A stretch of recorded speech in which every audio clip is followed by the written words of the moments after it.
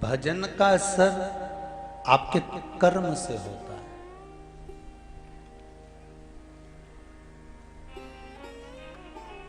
क्यों किसी को अपशब्द कहना, क्यों किसी को ताना देना, क्यों किसी को गाली देना, क्यों किसी के लिए आड़ा टेढ़ा बोलना। हमारे कर्म से हमारी पहचान है, और अगर कर्म हमारा ठीक है तो जगत में हमारी पहचान भी ठीक ही हो। आपने अपने परिवार के लिए क्या करा, आपने अपने व्यापार के लिए क्या करा, आपने अपने लिए क्या करा, इससे आपकी पहचान नहीं बनेगी। आपकी पहचान जो बनती है वो आप जनमानस के लिए क्या कर रहे हैं।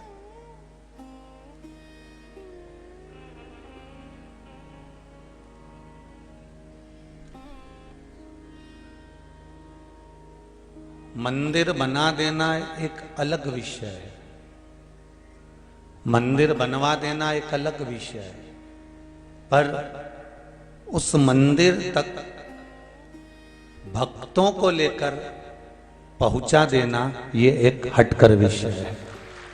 शिव मंदिर में हो, राम मंदिर में हो, कृष्ण मंदिर में हो, भगवान के मंदिर में जब तक भक्त नहीं होता तब तक भगवान को भी आनंद की अनुभूति नहीं होती। भगवान ये नहीं कहता कि आप मुझको बहुत सारा धन दीजिए, भगवान ये नहीं कहता कि आप मुझको बहुत सारी दौलत दीजिए, भगवान ये नहीं कहता कि मुझे बहुत सारी संपदा दीजिए। भगवान तो इतना कहता है कि तू 2 क्षण, 2 पल के लिए, 2 घड़ी के लिए, 2 क्षण के लिए मेरे पास आ जा, बस उतना बहुत।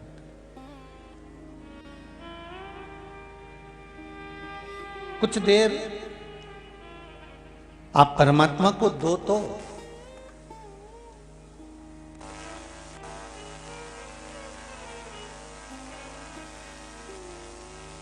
कुछ देर आप परमात्मा को देने का प्रयास तो करो।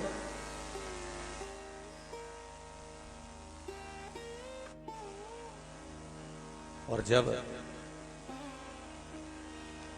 कुछ क्षण, कुछ घड़ी, कुछ पल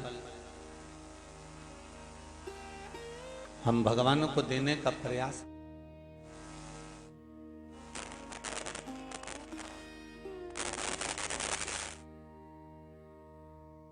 कुछ पल, कुछ घड़ी हम भगवान को जब देने का एक प्रयास करते हैं, तब भगवान भी हमको कुछ ना कुछ देने का प्रयास करता ही है, वो छोड़ता नहीं।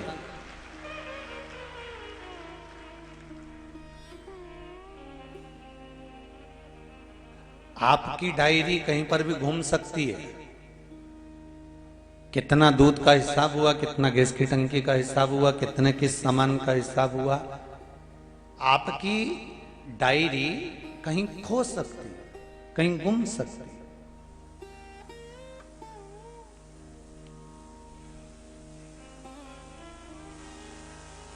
पर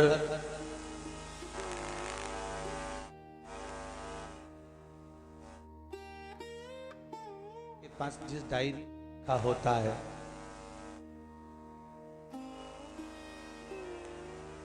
मेरे भगवान के पास में, त्रिलोकी के नाथ के पास में, त्रिपुंडधारी के पास में, भगवान विष्णु के पास में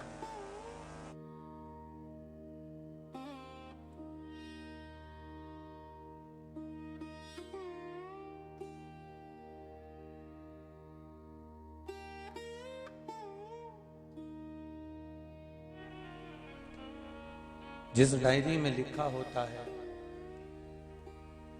वो डायरी कहीं खोती नहीं है। पुण्य की, पाप की, अच्छाई की, बुराई की, सब डायरी उसके पास में है।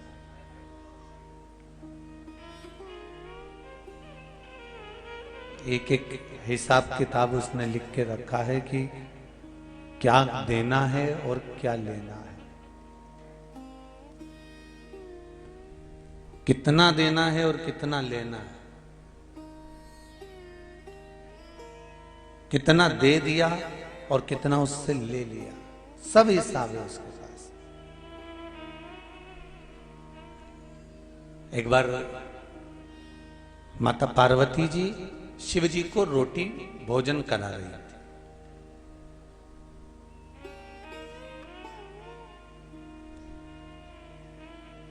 केवल आप अपने पति को भोजन कराओ ये अलग प्रसंग नहीं है। ये प्रसंग मेरे शंकर जी के प्रसंग से भी जुड़ा हुआ है कि एक अर्धांगिनी, एक घर की पत्नी, नारी, स्त्री जब अपने पति को भोजन कराती है तो उसकी चित्तवृत्ति में ये ज्ञात होना चाहिए कि किसने भोजन कर लिया और किसने नहीं करा।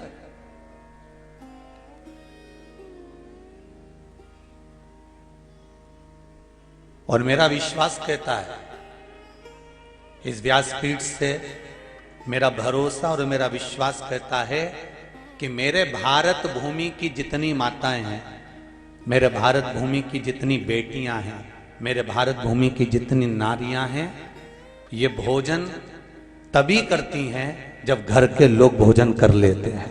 ये मेरे भारत भूमि की माताओं पर मुझे गर्व है।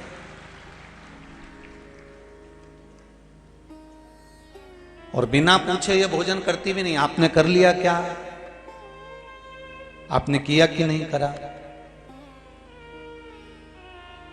मां, आप भोजन करी कि नहीं करी? चाची जी ने भोजन करा कि नहीं करा? काका जी भोजन करे कि नहीं करे? नानी ने भोजन करा कि नहीं करा? ये बालक ने भोजन करा?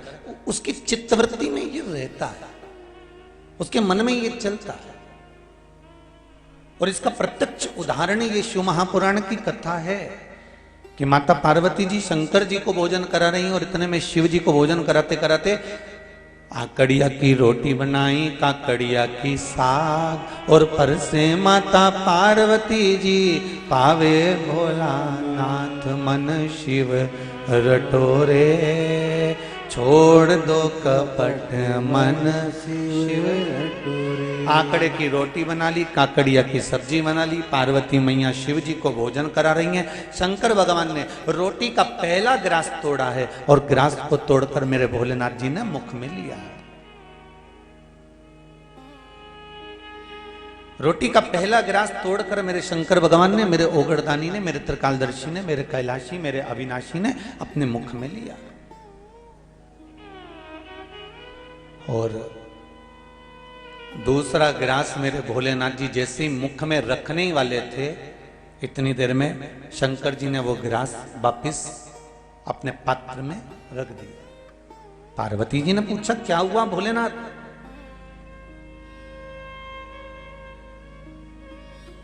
आज मेरे ओघड़दानी भोजन करते करते हाथ को रोक दिए हैं, हुआ क्या है ये तो बताओ।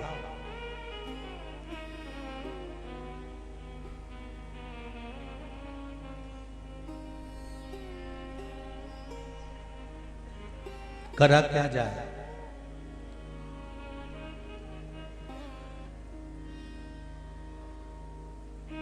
मेरा 24 अवतार मंदिर समिति से निवेदन रहेगा, थोड़ा माताओं को बैठने की व्यवस्था जुटाइए। इधर के टेंट खोल दीजिए और पीछे भी जहाँ व्यवस्था हो सके वहाँ के टेंट खोल दो, जिससे सब लोग बैठ जाएं आराम से। बैठने की व्यवस्था जुटाइए। बहुत देर से माताएं खड़ी हुई हैं, उनको व्यवस्था नहीं मिल पा रही। और पुरुष वर्ग में भी जितने खड़े हैं उनको भी बैठने की व्यवस्था के लिए भले रास्ते के टेंट उन खोल दीजिए आप लोग, जिससे उन लोगों को बैठने की व्यवस्था हो जाए। एक तो आप लोग आ भी इतने रहे हो कि 3.5 लाख स्क्वायर फीट का टेंट तो तुमने पहले दिन ही भर दिया था, और दूसरे दिन दूसरा पंडाल खींच के तैयार करा, वो भी तुमने परसों के दिन कल भर दिया। अब जगह तो जगह ही है? फिर भी बाबा देवादिदेव महादेव कृपा करे, जितने तुम टेंट में भरे हो भगवान इतना ही तुम्हें भर दे, बस इतने से निवेदन। इतना बाबा से बस निवेदन है कि भाव से भगवान की भक्ति से आपको आनंद हो। रोक दिया मेरे भोलेनाथ जी ने हाथ को।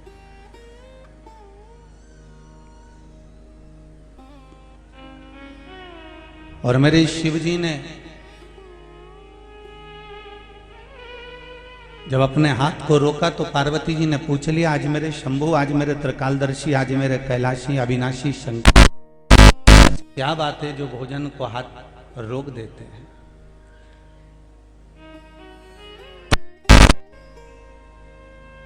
इन हाथ को क्यों रोकाया था? शिवजी कहते हैं पार्वती 4 संत भूखे रह गए। 4 संत भूखे रह गए? हाँ, अभी आया मैं, तुम कहां जाओगे? भगवान कहते हैं मैं भगवान विष्णु के पास जा रहा हूं, जिनका काम है भरण पोषण करना।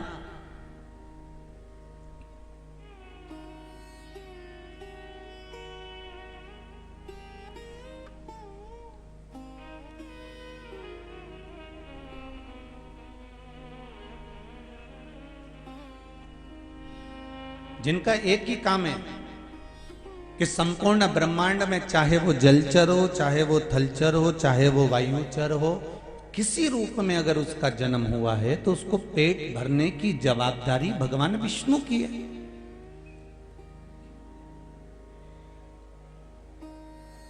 ब्रह्मा जी की जवाबदारी है ये सब देखते रहना और इसका संचार करते रहना, और भगवान शिव की जवाबदारी है समय समय पर संहार करना और समय समय पर जिसको जो चीज लगती हो वो उसे प्रदान करना। संसार के किसी लेख को, व्यक्ति के भाग्य को, संसार के लेख को, तुम्हारे कर्म में कितना दुख लिखा है, कितनी तकलीफ लिखी है, कितना कष्ट लिखा है, इसको अगर पलटने की जवाबदारी किसी की है तो वो देवाधिदेव महादेव की है कि कब पलट देना।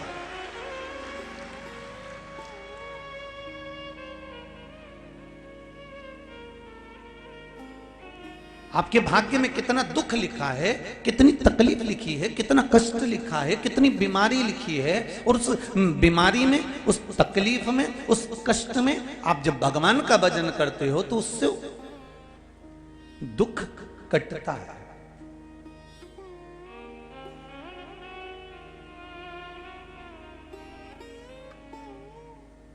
महाराज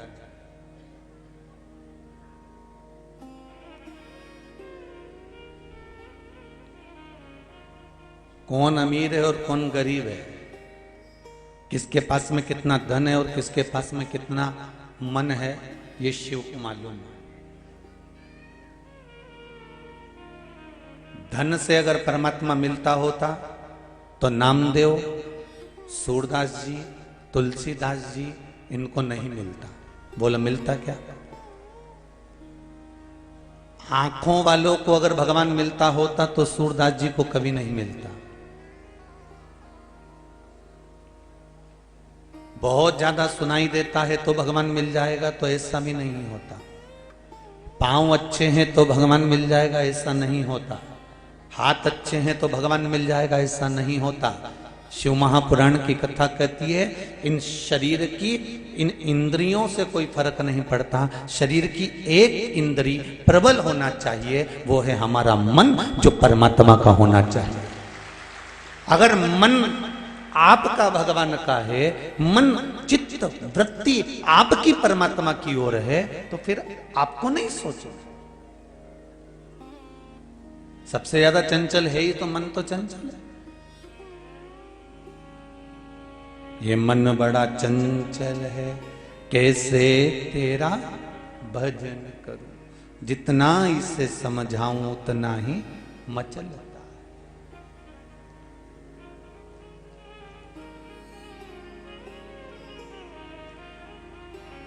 इन सारी इंद्रियों में 5 कर्म इंद्री, 5 ज्ञान इंद्री, एक मन, इन 11 इंद्रियों में सबसे ज्यादा चंचल इंद्री है मन। अगर ये मन हमें भगवान को नयन देना है कि नहीं देना, हमें श्रवण देना है कि नहीं देना, हमें हस्त देना है कि नहीं देना, हमें चरण देना है कि नहीं देना, हमें अपने वाणी देना है कि नहीं देना, उससे फर्क नहीं पड़ता। कोई गूंगा होगा तो क्या भगवान उसको नहीं मिलेगा? कोई आंख से अंधा होगा तो क्या भगवान उसको नहीं मिलेगा? कोई बहरा होगा तो क्या भगवान उसको नहीं मिलेगा?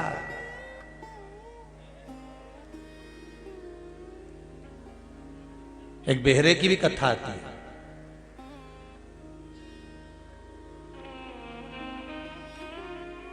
एक गांव में एक बुजुर्ग व्यक्ति रहता था जिसको कान से सुनाई नहीं देता था। कथा में सबसे आगे जाके बैठता था। ये देखिए मेरा हिंदू धर्म, ये देखिए मेरा सनातन धर्म। किसको कहते हैं सनातनी, उसको समझने की ये शिव महापुराण की कथा है। बेहरा है। पंडित जी को नहीं मालूम कि कथा सुनने जो बैठे हैं उसमें बेहरा भी बैठा हुआ है। पंडित जी को नहीं मालूम कि कथा सुनने बैठे हैं तो उसमें कोई जिसको सुनाई नहीं देता वो भी बैठा हुआ है। बहरा, उसको कुछ भी नहीं सुनाई देता, पर कथा में सबसे आगे जाकर बैठता था। एक दिन गांव के लोगों ने हंसी उड़ा दी पंडित जी की। अब लोगों की तो आदत पड़ी है, पंडित जी की हंसी उड़ाकर कहा, ओ महाराज तुम प्रवचन दे रहे हो, सबको समझ में आ रहा है, पर सबसे आगे जो बैठा है ना ये तो बेहरा है, इसको सुनाई नहीं देता। महाराज जी ने उस बेहरे को बुलवाया जो कान से सुन नहीं पाता था। महाराज जी ने हाथ जोड़कर पूछा, बाबूजी, दादाजी, पिताजी, एक बात पूछूं आपसे? अब उसको सुनाई नहीं दे रहा है। उसने कहा, एक बात पूछूं आपसे? सुन नहीं पा रहा। वो कहता है मुझे सुनाई नहीं देता।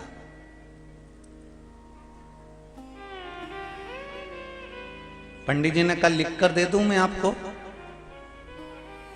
पंडित जी ने लिख कर दिया। आपको सुनाई ही नहीं देता तो आप कथा में क्यों आते हो? उस दादा ने, क्योंकि जिसको सुनाई नहीं देता ना वो धीमा नहीं बोलता, वो जरा तेज बोलता है। उसको लगता मेरे को सुनाई नहीं दे रही है तो इनको भी नहीं दे दिया।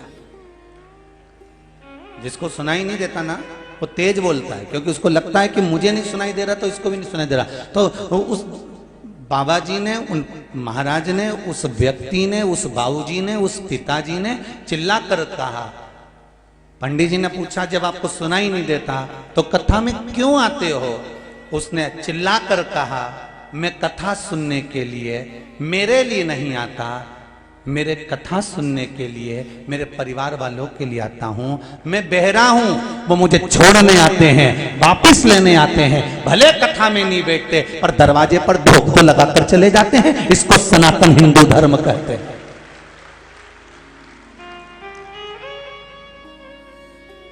मेरा बेटा कथा में नहीं आता, मेरी बहू कथा में नहीं आती, मेरी पत्नी कथा में नहीं आती, मेरे रिश्तेदार कथा में नहीं आते, पर मैं आता हूं क्योंकि मुझे बहरा हूं, सुनाई नहीं देगा तो छोड़ने आना पड़ेगा और लेने भी आना पड़ेगा। कम से कम आने और जाने के समय पर मुझे जब लेने आएंगे, छोड़ने आएंगे, तो शिव महापुराण का, राम कथा का, भागवत कथा का मात्र उसके चरण की रज तो मिल जाएगी, उतना भी बहुत।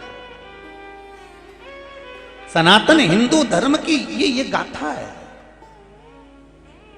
सनातन हिंदू धर्म का ये प्ररूप है। सनातन हिंदू धर्म की ये एक आनंदता है।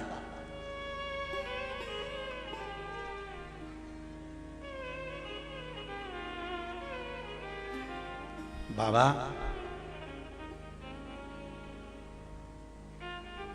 इंद्रियों से भगवान नहीं मिला है। भगवान मिला है निर्मल मन सो मोहि पावा, मोहि छल छिद्र कपट ना बाबा। इंद्रियों से परमात्मा कभी नहीं मिला साहब। किसी के नयन बड़े सुंदर हैं तो वो सोचे कि मेरे को भगवान मिल जाएगा, किसी का श्रवण बड़ा सुंदर है तो वो सोचे भगवान मुझे मिल जाएगा, किसी की वाणी बड़ी सुंदर है तो कहे भगवान मुझे मिल जाएगा, किसी का शरीर बड़ा सुंदर है तो वो सोचे कि भगवान मुझे मिल जाएगा। भगवान इंद्रियों से या शरीर से प्रकट नहीं होता, भगवान तो केवल तुम्हारा मन देखता है। तो कितने निर्मल भाव से, कितने निर्मल स्वभाव से, कितनी निर्मल चित्त वृत्ति से तू मेरा भजन कर रहा है, भगवान आपके निर्मल मन सो मोहि पावा, भगवान आपके भाव से प्रकट होगा। चित्त वृत्ति चाहिए। बाबा, 4 संत भूखे रह गए, और 4 संत भूखे रह गए। मेरे शंभू कहते हैं कि मैं अब भी आता हूं भगवान विष्णु से पूछकर कि भगवान नारायण ने आज किसी का पेट क्यों नहीं भरा। भगवान विष्णु के पास जैसे ही दौड़ कर गए, इतने में भगवान विष्णु तो तुरंत भोजन करा रहे थे। शंकर भगवान ने पूछा, नारायण आज 4 संत क्या भूखे रह गए? नारायण कहने लगे, नहीं नहीं नहीं, मैंने उनका पेट भर दिया है। जिस समय तुम्हारे मुख में पहला गासा गया था उस समय पर मैंने पेट भर दिया था।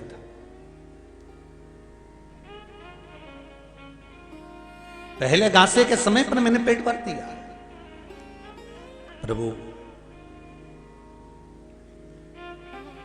पार्वती जी पीछे पीछे दौड़ कर गई, लक्ष्मी जी से मुलाकात हुई।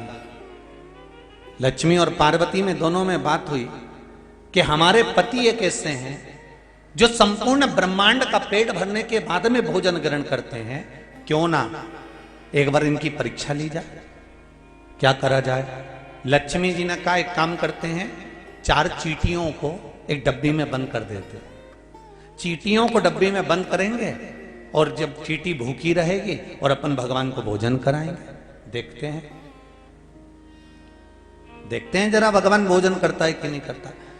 अब 4 चींटियों को बंद कर दिया डब्बी के अंदर और भोजन भगवान के सामने लगाया। भगवान बड़े प्रेम से भोजन कर रहे हैं। भगवान शिव भी भोजन कर रहे हैं, भगवान विष्णु भी भोजन कर रहे हैं।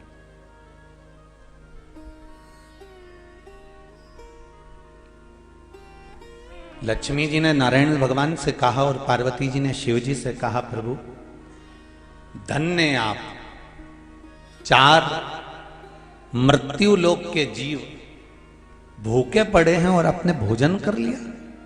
इतने में शंकर भगवान बोलते हैं, कौन कहता है कि मृत्यु लोक में कोई भूखा है? हम भोजन जब ग्रहण करते हैं तब सबका पेट भर जाता है, तब अन्न हमारे मुख में जाता है। प्रभु आपको नहीं मालूम, एक डब्बी में हमने 4 चींटियों को बंद कर दिया था। भगवान विष्णु बोले, पहले वो डब्बी खोलो और डब्बी में चींटियों को देखो कि भोजन करा कि नहीं करा। जो डब्बी खोली उसमें एक चावल का दाना पड़ा था। उस चावल के दानों को 4 चींटियां बड़े प्रेम से खा रही थी, बड़े प्रेम से खा रही थी।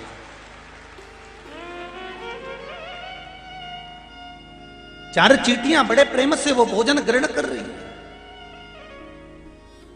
पार्वती जी ने लक्ष्मी जी से कहा, इसमें चावल का दाना कहां से आ गया? लक्ष्मी जी ने पार्वती से कहा, मुझे समझ में नहीं आ रहा कि चावल का दाना आया कहां से। इतने में देवाधिदेव महादेव ने कहा, सुनो पार्वती, मृत्यु लोक का मनुष्य जब मेरे शिवलिंग के ऊपर एक चावल का दाना समर्पित करता है तो चावल का दाना इन जीवों के हिस्से में तुरंत चला जाता है, तुरंत चले जाता है। आपको रोज कथा में कहते हैं, 1 लोटा पानी के 4 हिस्से हो जाते हैं। एक चावल का दाना यदि शिव को समर्पित करा उसका पुण्य बढ़ जाता है। एक बेलपत्र यदि शंकर को दी गई है तो उसका सुख बढ़ जाता है। एक पुष्प मेरे देव आदिदेव महादेव को अगर दिया गया है तो उसका आनंद बढ़ जाता है। मंदिर में और शिवालय में अंतर होता है। मंदिर में मूर्ति है, शिवालय में शंकर का शिवलिंग है। शिवलिंग और मूर्ति में अंतर होता है।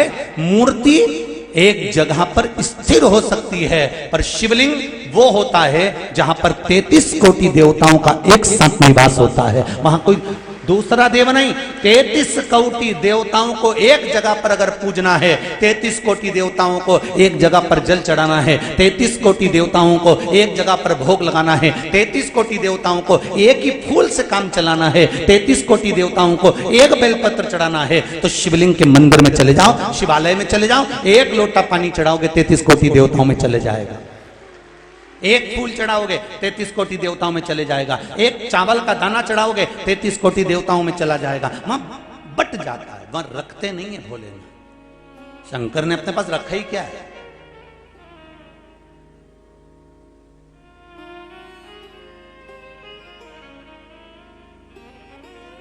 शिव अपने पास में क्या रखते हैं?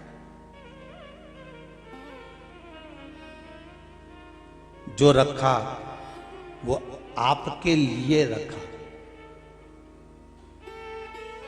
मंथन में विष निकला था, देवताओं ने विचार कर लिया कि ये विष निकला है, अगर हम इसको रखेंगे तो बर्बाद हो जाएंगे, इसलिए शिव जी के पास रखवा दिया।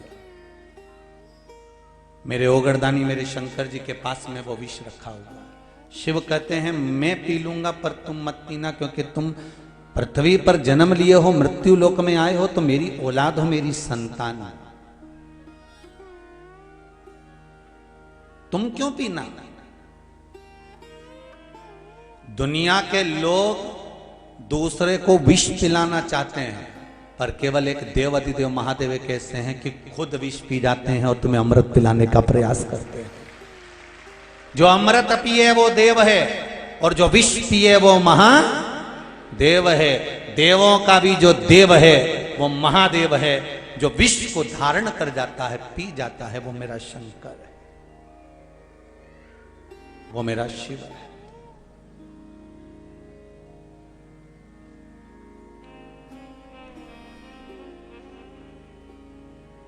हम दूसरे को हमेशा विष ही देते हैं, अमृत तो हम खुद पीते हैं। इसीलिए तो शिव महापुराण में प्रसाद नहीं बंटता। शिव महापुराण की कथा होती है, इसमें प्रसाद की कहीं महत्वता नहीं कि प्रसाद बांटो। यहां तो बेलपत्री बांटने का नियम है, पर प्रसाद का महत्व नहीं, क्योंकि आदत होती है लोगों की। वो कहते हैं ना, सबसे ज्यादा नरक में कौन जाता है, सबसे ज्यादा नरक में कौन गिरता है, सबसे ज्यादा नरक किसको भोगना पड़ता है।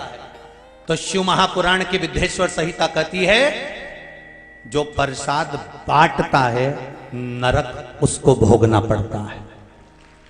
बहुत ध्यान देना महाराज जी, नहीं तो तुम बाद में यहां से जाते जाते कहोगे कि सियोर वाला महाराज ताड़ी टेढ़ी कथा बाजता है। क्योंकि तुम जितने बैठे हो ना, तुम्हें प्रसाद बांटने का बहुत शौक है। ईमानदारी की बात तेरी जी हो जितने यहां बैठे हो ना, और जितने आस्था चैनल पे कथा सुन रहे हो, जितने फेसबुक यूट्यूब पर सुन रहे हो, सबको प्रसाद बांटने का शौक है।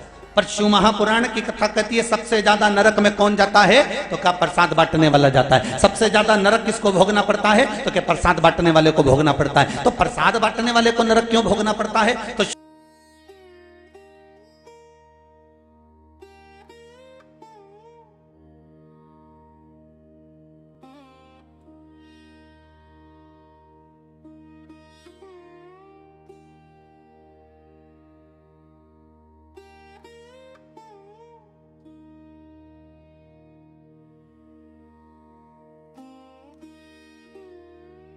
कोई जीत गया, कोई ना आनंद कर लिया तो वहां बंटता नहीं। प्रसाद धर्म की जगह पर बटेगा, प्रसाद सत्य की जगह पर बटेगा, प्रसाद मंदिरों में बटेगा, प्रसाद देवालयों में बटेगा, प्रसाद कथा स्थल पर बटेगा, प्रसाद अच्छी जगह पर बटेगा, जहां पर धर्म जुड़ा होगा, भगवान जुड़ा होगा, ऐसी जगह पर प्रसाद बटता है। तो प्रसाद बांटने वाले ने क्या गलती करी जो उसको नरक भोगना पड़ेगा। तो शिव महापुराण में वेद व्यास जी लिखते हैं, प्रसाद बांटने वाला जब प्रसाद बांटने खड़ा होता है, अपना वाला आया तो हाथ ऐसा हो जाता है, और पराया आया तो हाथ ऐसा हो जाता है। जो भगवान के दरवाजे पर खड़े होकर कपट कर जाता है, जो परमात्मा के दरवाजे पर जाकर छल कर जाता है, वो नरक भोगना पड़ता है। और कई लोग ऐसे हैं, अपनी कमला आई नहीं, वो तुरंत बढ़िया जोरदार पल्लू बल्लू लगी।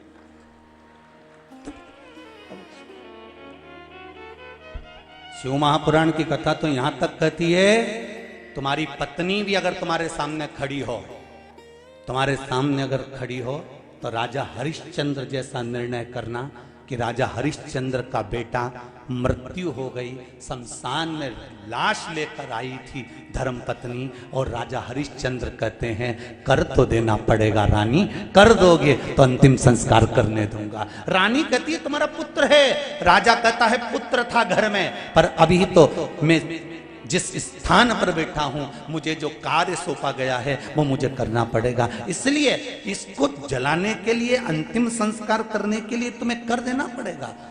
2 सवा गज का कपड़ा और खिचड़ी। राजा हरिश्चंद्र जैसा निर्णय चाहिए आपका। जिस समय प्रसाद बांटने खड़े हो, खुद की पत्नी खड़ी हो, खुद का बेटा खड़ा हो, खुद का परिवार वाला खड़ा हो, वो कितनी भी आंख दिखाए तो भी कह देना जगदम्बा तेरे पांव पड़ू, बाद में लिया हुआ तू जा, तेरे हाथ जोड़ू मैं बाद में लिया हुआ तू अभी जा। मैं अभी नहीं दे सकता क्योंकि जिस जगह पे मैं खड़ा हूं ये धर्म की जाजम है, ये धर्म की जगह है, ये धर्म का स्थान है, ये मंदिर, ये देवालय, ये पुण्य का स्थान है। यहां मैं अगर छल करूंगा, कपट करूंगा, बेईमानी करूंगा तो कहां जाऊंगा? नरक मुझे भोगना पड़ेगा। और फिर निवेदन करूंगा, दुकान पर बैठकर जो कमाया वो पत्नी और बच्चों के लिए कमाया, सर्विस में जो कमाया पत्नी और बच्चों के लिए कमाया, नौकरी में जो कमाया पत्नी और बच्चों के लिए कमाया। और ये शिव महापुराण में बैठकर 3 घंटे तुम भगवान का भजन कर रहे हो, कथा सुन रहे हो, ये पत्नी और बच्चों के लिए नहीं, ये अपने लिए कमाया है, वहां काम आए। ये कोई दूसरी जगह काम आने वाला नहीं है। तुरंत जैसे ही व्यक्ति मरता है और मरते ही बीमे की फाइल तैयार मिलती है, बीमे की फाइल तैयार। एक बीमा वो है जो तुम रोज भरते हो, और एक बीमा ये है जो रोज भर रहे हो ना, 500 रुपए, 1000 रुपए, 2000, 5000, 10,000 जमा करते हो, तुम्हारे मरने के बाद किसको मिलता? जम के बोलो जरा। बीमा तुमने जमा करा, पैसे तुम जमा करे, कमा कमा के तुम मर गए, और तुम्हारे निपटते से ही बीमा मिल रहा पत्नी को, बीमा मिल रहा बेटा को, पत्नी मरी तो उसका बीमा मिल रहा पति को। तुम जोड़ जोड़ के मर गए और बीमा दूसरे को मिलता है। शिव महापुराण का वो बीमा है जो तुम कथा श्रवण कर रहे हो, भजन कर रहे हो, श्री शिवाय नमस्तुभ्यम कह रहे हो, जो शंकर को 1 लोटा पानी चढ़ा रहे हो, शिव का स्मरण कर रहे हो, पशुपति व्रत कर रहे हो, ये वो बीमा है जो तुम खुद के लिए कर रहे हो। इसका रकम तुम्हारे मरने के बाद पत्नी और बच्चों को नहीं मिलेगी। जैसे ही प्राण छूटेंगे यमराज फाइल लेकर तैयार मिलेगा और वैकुंठ का रास्ता खोल देगा। ये वो बीमा है, कोई ये साधारण बीमा नहीं है महाराज।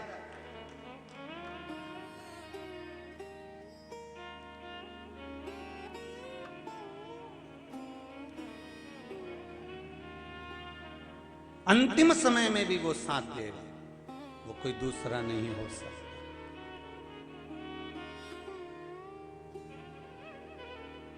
मैंने तेरे ही भरोसे बाबा, तेरे ही भरोसे हवा बिच उड़ती जावांगी, बाबा डोर हथो छड़ी ना में कटी जावांगी, भोले मैं तेरी पतंग, शंभो मैं तेरी पतंग, हवा बिच उड़ती जावांगी, बाबा डोर हथो छड़ी ना में कटी जावांगी।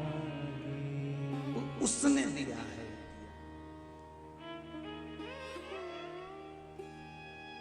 एक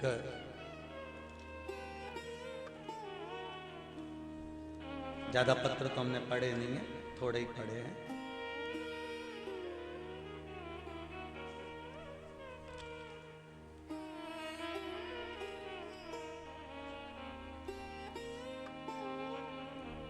गौरव दीपक नाम है, गौरव दीपक, पता है इंदौर, कुलकर्णी भट्टा। कहीं बैठे हैं गौरव दीपक जी? कहीं बैठे हो तो हाथ उठाइएगा।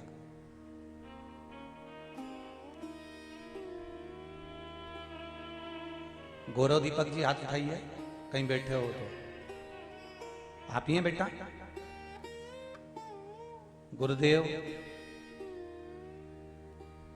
पशुपति व्रत करने का फायदा।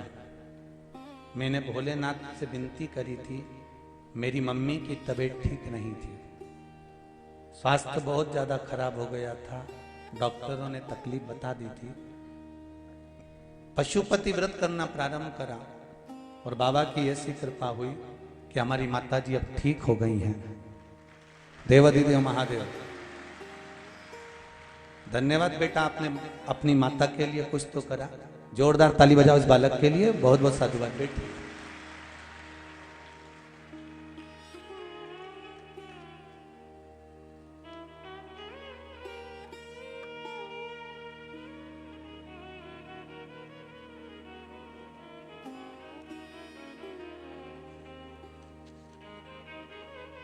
Gayatri Birla, Pitampur Indus town colony से आई हैं। कहीं बैठी हो तो हाथ हिलाइए, हाथ उठाइएगा। Gayatri ji Birla, Pitampur Indus town colony. कहीं बैठी हैं? बैठी हो तो हाथ उठाइएगा जरा और हाथ हिला दीजिएगा। श्री शिवाय उधर हैं क्या? हाथ हिलाओ एक बार इस तरह से। दिख गए, दिख गए। श्री शिवाय नमस्तुभ्यम। ये दूसरे नंबर के बेल्ट में है बेटा, शिव पुरुषों के बाद में आखिरी का बेल्ट। 3 ब्लॉक पूरे होने के बाद चौथे ब्लॉक पर पत्र में लिखा है, गुरुदेव, पशुपतिनाथ व्रत का करने से लाभ क्या हुआ है उसका मैं वर्णन करना चाहती हूं। मेरे गर्दन की 2 नस जो 20 साल से चिपकी हुई थी, बाबा देवाधिदेव महादेव की कृपा से शिव शंकर ने ऐसी करुणा कर दी कि मेरी दोनों नस ठीक हो गई हैं और बाबा ने मेरी गर्दन ठीक कर दी है। एक वर्णन और करना चाहती हूं गुरुदेव, मेरी बीपी की गोली बंद करा दी मेरे देवाधिदेव महादेव ने, और घुटनों का जो दर्द था वो अब बिल्कुल बंद हो गया है। मेरे हाथों में इतनी बीमारी थी गुरुदेव, मेरे हाथों में जगह जगह पर गठान हो गई थी। डॉक्टर ने ऑपरेशन का बोल दिया था, पर बाबा ने ऐसी कृपा करी कि गुरुदेव शिव महापुराण के उपाय करे और बिना ऑपरेशन के सारी गठाने गल चुकी हैं। अब मैं पूर्ण तरह से ठीक हो चुकी हूं। ये पत्र बहन लिख रही। कई लोगों का मन था कि गुरुजी आस्था चैनल पे भी आप जो पत्र पढ़ते हो वो दिखे, इसलिए आस्था चैनल वालों के लिए एक जोरदार ताली बजाओ कि पूरे पत्र वो आस्था पर पढ़ा रहे हैं आज। जितने भी पत्र यहाँ आते हैं वो आस्था चैनल पर भी पढ़ाए जाते हैं, जिससे बाहर बैठे हुए भक्त भी इस पत्र को पढ़ सकें कि कहीं सीवर वाला महाराज कहीं बना बना के तो नहीं बोली दिया है। तो ये पत्र है, आपका विश्वास। बैठो बहन, बैठ जाओ। श्री शिवाय नमस्ते बहन, बैठ।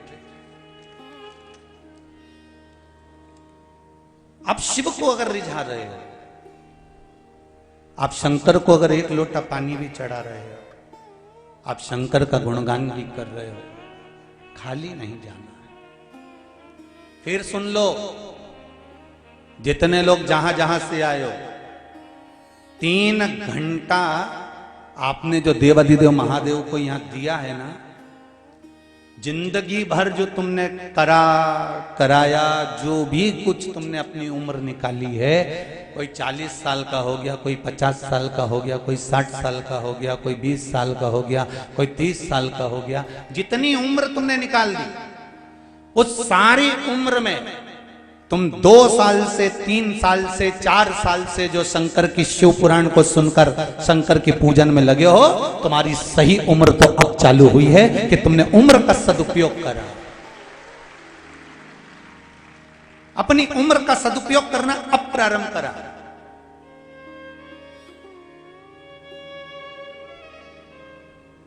जो निकल गई वो निकल गई। हम ये नहीं कहेंगे कि तुम गाय भैंस मत संभालो रे, हम ये भी नहीं कहेंगे कि तुम खेतीबाड़ी मत करो, खूब करो, दिल से।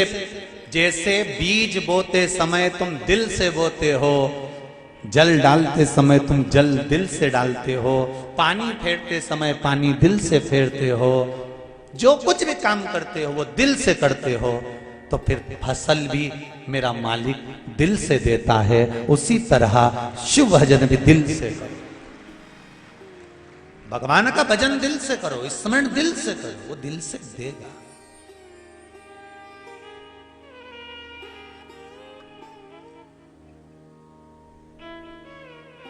शंभो शरणे पड़ी मांगू घड़ी रे घड़ी, दुख काटो दया करी दर्शन अब हृदय चित्त से शिव को रिझाओ। एक चावल का दाना पार्वती जब कोई शिवलिंग पर समर्पित करता है, शिव जी कहते हैं उस चावल के दाने को मैं जीवों के उद्धार के लिए दे देता हूं, जीवों के उद्धार के लिए। सुनो पार्वती, डब्बी में चावल का दाना कैसे आया? जब तुमने मुझे प्रणाम करा, तुम्हारे मस्तक पर चावल का दाना लग गया, डब्बी बंद करते समय वो चावल का दाना उसमें गिर गया और इन चींटियों को प्राप्त हो गया। क्या चिंता करना?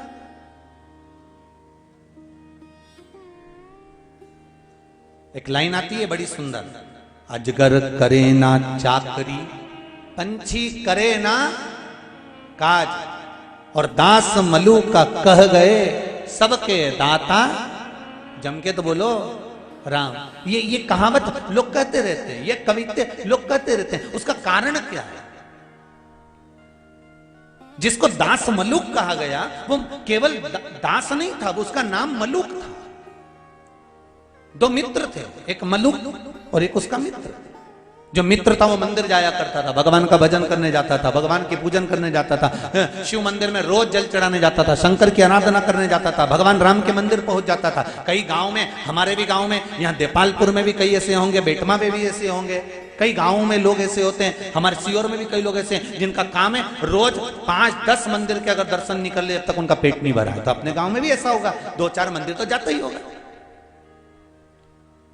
पर गुरु महाराज ने तो सारा झंझट ही मिटाई दिया, एक ही जगह पे सारा देवताओं के लाके धर दिया कि तुम्हें कहीं जाने की जरूरत नहीं है, एक ही जगह पर प्रणाम कर लो। 24 अवतार मंदिर में, यहाँ 11 रुद्र मंदिर में, जहां एक ही जगह पर। गुरु महाराज ने तुम्हारी अच्छी सोची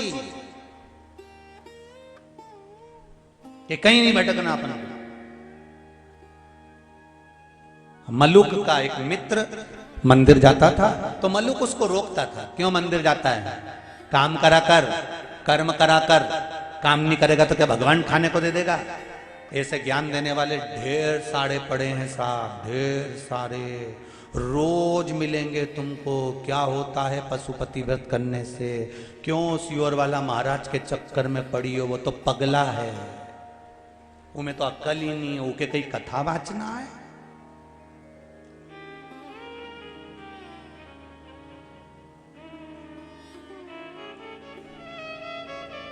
शिव पुराण तो बहुत कम बोले न, फालतू की बात ज्यादा करे, उमें कई अक्ल।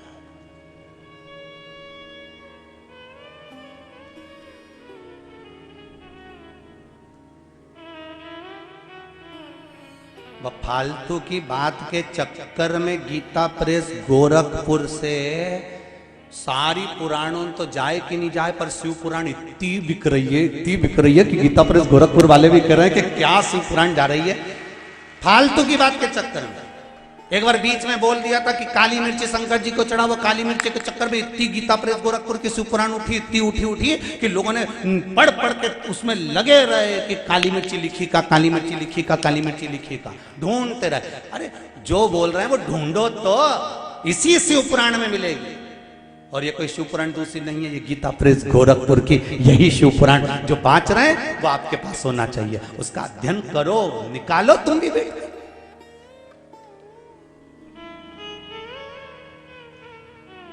क्यों जाता है मंदिर में? क्यों शंकर जी को पानी चढ़ाता है? कई लोग अकल देंगे तुमको। क्या होता है शंकर जी पे दूध चढ़ाने से? क्या होगा 1 लोटा पानी चढ़ाने से? क्या होगा? तो जो ऐसी अक्ल देनी उके बिठाओ, अंदर से 1 बाल्टी पानी लाओ। समझ गए क्या? तुम देपालपुर वाले समझदार तो गढ़ा हो रहे, बहुत जोरदार समझो। इस मामला में तो तुम चतुर हो, बस कहीं नहीं करना है। उसको बिठा के बाल्टी सिर पे लेके उसकी 1 फेरी लगाना और बाल्टी को उल्टा फेंक देना, मतलब ये मर चुका है। क्योंकि पानी की परिक्रमा आखिरी में ही होती है घाट पे, समझ लो, निपट गया। क्योंकि जो हिंदू धर्म के देवताओं पर आक्षेप लगाए, हिंदू धर्म के देवताओं पर उंगली उठाए, वो हिंदू नहीं हो सकता, वो सनातनी नहीं हो सकता, वो घर में रहकर घर फोड़ने वाला हो सकता।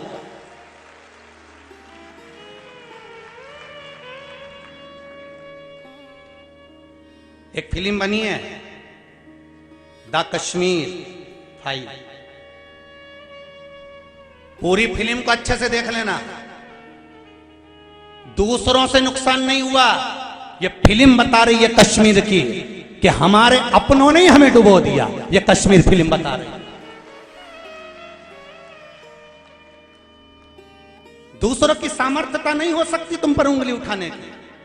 कोई हमारा ही अपना घर फोड़ने वाला होगा जो मिल जाता है और पूरे घर में आग लगवा देता है। ऐसे बहुत मिलेंगे। शंकर जी पे दूध चढ़ाने से क्या होता है? शंकर जी पे पानी चढ़ाने से क्या होता है? काली मिर्ची क्यों चढ़ाना चाहिए? अपने को टांग खींचने के लिए आएंगे। इन्हीं को पहचानना, इन भेरुओं को, इन्हीं भेरुओं को पहचानना और फिर इन पे जोरदार सिंदूर मंगवा के चोला चढ़ाना है। दूसरी जगह नहीं, इनको पहचान। अरे हिंदू है तो हिंदुओं की शान मत जाने दे, राम लल्ला पे तू आंच मत। क्यों बिगड़े भाई? सनातनी धर्म में रह रहे हो, सनातन धर्म का पानी पी रहे हो, क्यों भटकना? क्यों भटकना? क्या होगा पानी चढ़ाने से? वो तो मलुक कर रहे हैं। मलुक दास बाद में बने। पहले अपने मित्र से कहते हैं शंकर जी के मंदिर क्यों जाता है, राम मंदिर क्यों जाता है, शिव मंदिर क्यों जाता है, भगवान के मंदिर क्यों जाता है? इतने में मित्र ने कहा मैं तो मंदिर जाऊंगा। अरे काम करो, मंदिर जाने से कुछ नहीं होगा, पानी चढ़ाने से कुछ नहीं होगा। तो मलुक कह रहे थे और मित्र कहता है मैं काम भी करता हूं। मैं ये नहीं कहता कि मैं काम नहीं करता, कर्म प्रधान है। काम करो, दिल से करो, पढ़ाई करो, दिल से करो, सत्कर्म करो, दिल से करो, पर उस पर विश्वास कर कर करना। मलुक ने कहा काम नहीं करेगा तो क्या तेरा भगवान खाने को दे देगा? मित्र ने कह दिया दे देगा। मलुक ने कहा मैं जंगल में जाके बैठ जाऊं तो तेरा भगवान दे देगा खाने के लिए? बिल्कुल दे देगा, जा बैठ। अब ऐसा अड़ी का कहीं का मिल जाए नहीं तो बैठ जा बैठ। और गया मलुक। और अगर भगवान नहीं मिला तो क्या नहीं मिला तो मैं मंदिर जाना छोड़ दूंगा, और मिल गया तो मैं मंदिर जाना चालू कर दूंगा। जा। रोटी खिलाएगा भगवान? बिल्कुल खिलाएगा। कुछ नहीं करना पड़ेगा, बिल्कुल मत कर, तू तो बैठ। मलुक गया जंगल में, एक पेड़ के नीचे बैठ गया। उसको लगा कि पेड़ के नीचे तो कोई आके भिखारी को दान दे जाएगा तो खाना पड़ेगा। एक काम करता हूँ, पेड़ के ऊपर चढ़ के बैठ जाता हूँ। मलुक पेड़ के ऊपर चढ़ गया और मलुक पेड़ के ऊपर चढ़ के बैठा। इतने में एक किसान 4 रोटी, थोड़ा सा अचार, कांदा बांध के लाया था।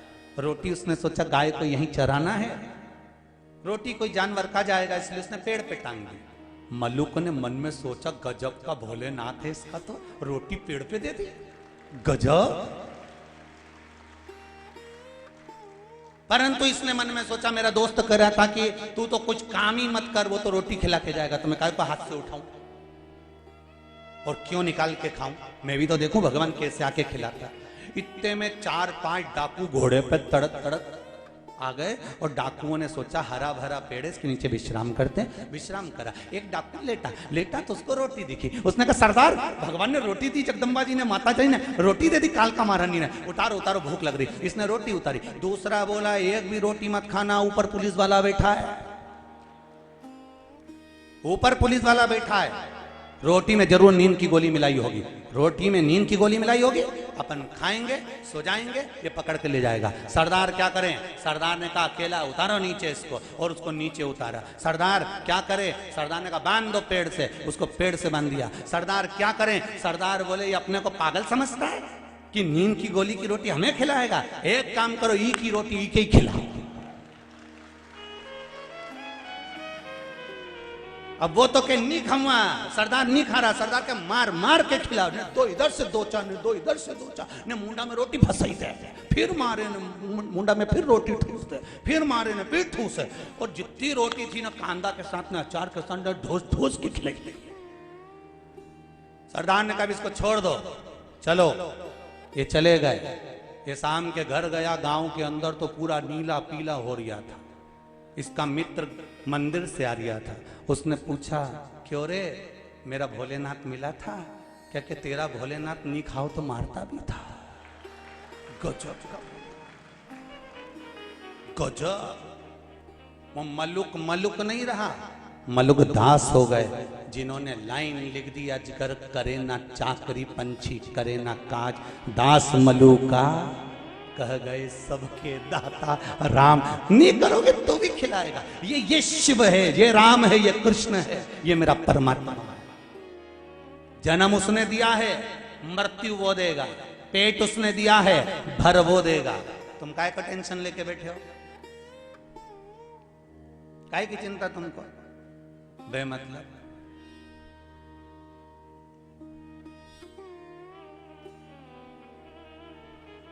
मारा नाना खोई गया, मारा छोरा खोई गया, मारी नानी नहीं दिख रही, मारी नानी ना जाने कहां चले गए, मारी छोरी नहीं दिख रही। अरे इसको देखने आई थी कि नाना नानी देखने आई थी? लाई काय पहन के तोक के, एक के नाना के इनंग से लिए, नानी के इनंग से लिए। अब दोनों 5 मिनट कथा नहीं सुनने दे। नानी दादी दे, दादी दे। इतना बड़ा बैग लाई थी बेचारी, टॉफी भर के लाई, बिस्कुट भर के लाई, पानी की बोतल लाई। कथा तो चालू नहीं उतने पहले ये दोनों छोरा छोरी सब निपटे ही गया सब। अब कहते दादी दादी दादी के छोड़ बैठा। और दादी भी इंतजार करे जैसे महाराज भजन गाना चालू करें, मन शिव रखे, मन शिव रखो रे, छोड़ दो कपट मन। अब बेचारी कहीं करे और लिया, मारी नानी नहीं दिख रही, ना नाना नहीं दिख रही, ना छोरी नहीं दिखे, ना छोरा नहीं दिखे। जिसको देखनी है वो तो दिखे।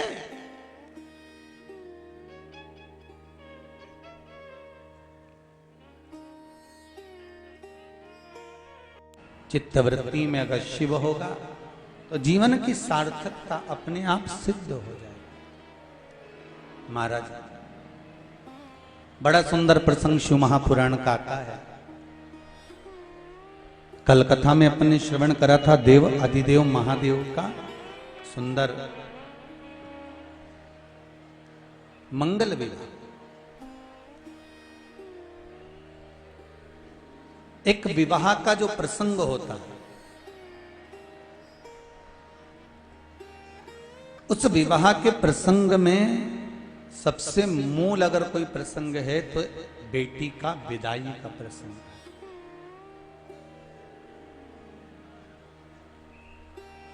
बेटा मां को प्रिय होता है। थोड़ी आवाज बढ़ा। बेटा मां को प्रिय होता है और बेटी बाप को प्रिय होती है। कई लोग कहते हैं गुरुजी बेटी की विदाई में सबसे ज्यादा मां रोती है, पर शिव महापुराण की कथा कहती है कि बेटी की विदाई में सबसे ज्यादा पिता रोता है। कौन रोता है? पिता।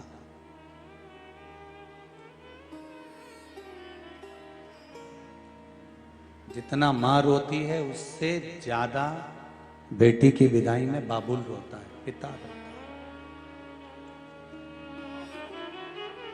बेटा मां को प्रिय है और बेटी पिता को प्रिय है। 12 ज्योतिर्लिंग में से एक ज्योतिर्लिंग तो बाप और बेटी के स्नेह का ज्योतिर्लिंग है।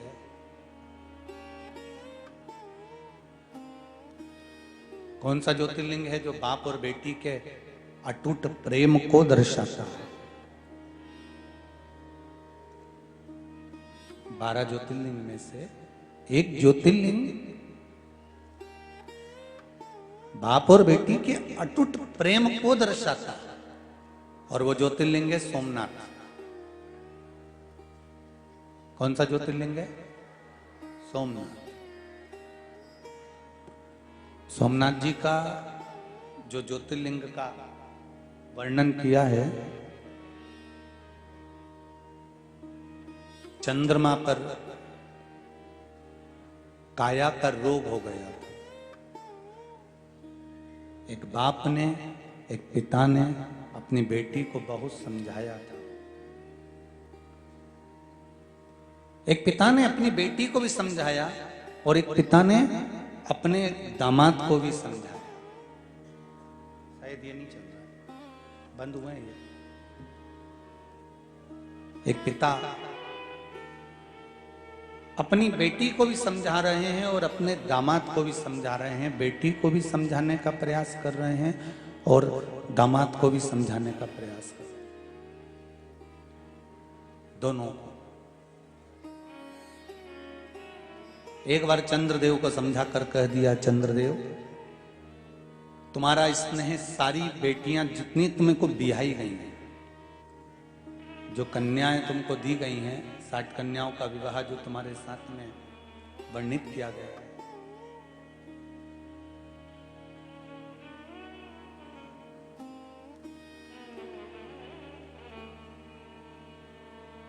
साठ बेटियों का जो जन्म दक्ष प्रजापति के यहाँ हुआ था, उसमें से कुछ बेटियां जो चंद्रदेव को दी गई थी।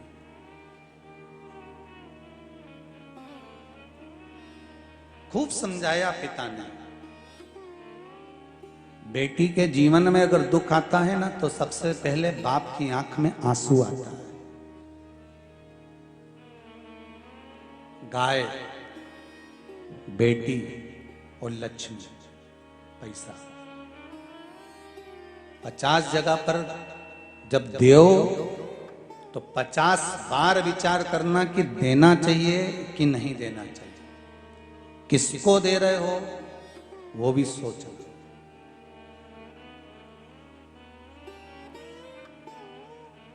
गाय देने से पहले ब्राह्मण को देखो कि ब्राह्मण के घर में जगह है गाय को बांधने की। तुमने तो दे दी गौ माता को, वो लेकर गए, जब तक दूध दिया, जब तक बांध कर रखी, फिर उसने दूध देना बंद करा, गाय को दूसरी जगह दे दी, क्योंकि बांधने की भी जगह नहीं थी और खिलाने की भी जगह नहीं थी।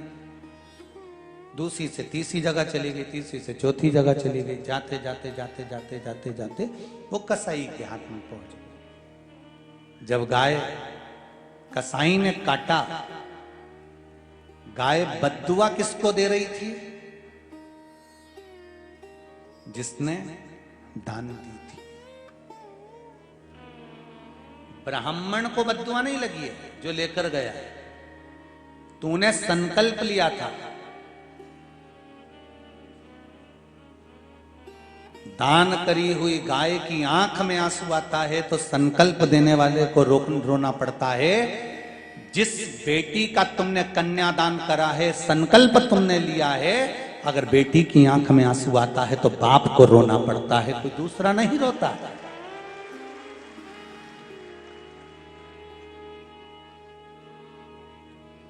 कोई दूसरा नहीं रोएगा।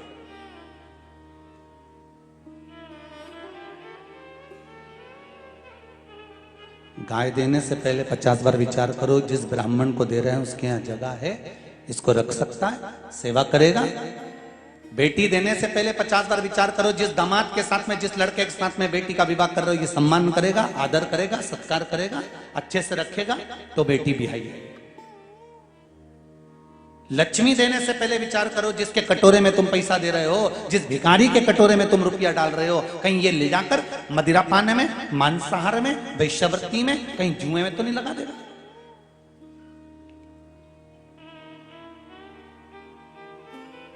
गाय, बेटी और लक्ष्मी 50 बार विचार कर देना चाहिए। ऐसे ही मत दे देना किसी से।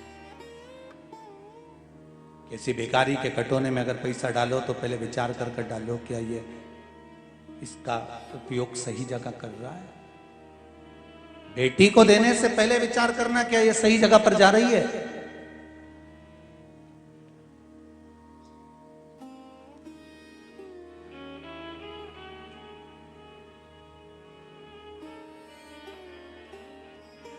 मां बेटी को बाहर पढ़ने भेजने के मन में नहीं रहती कभी भी। कौन? जम के बोलो जरा। मां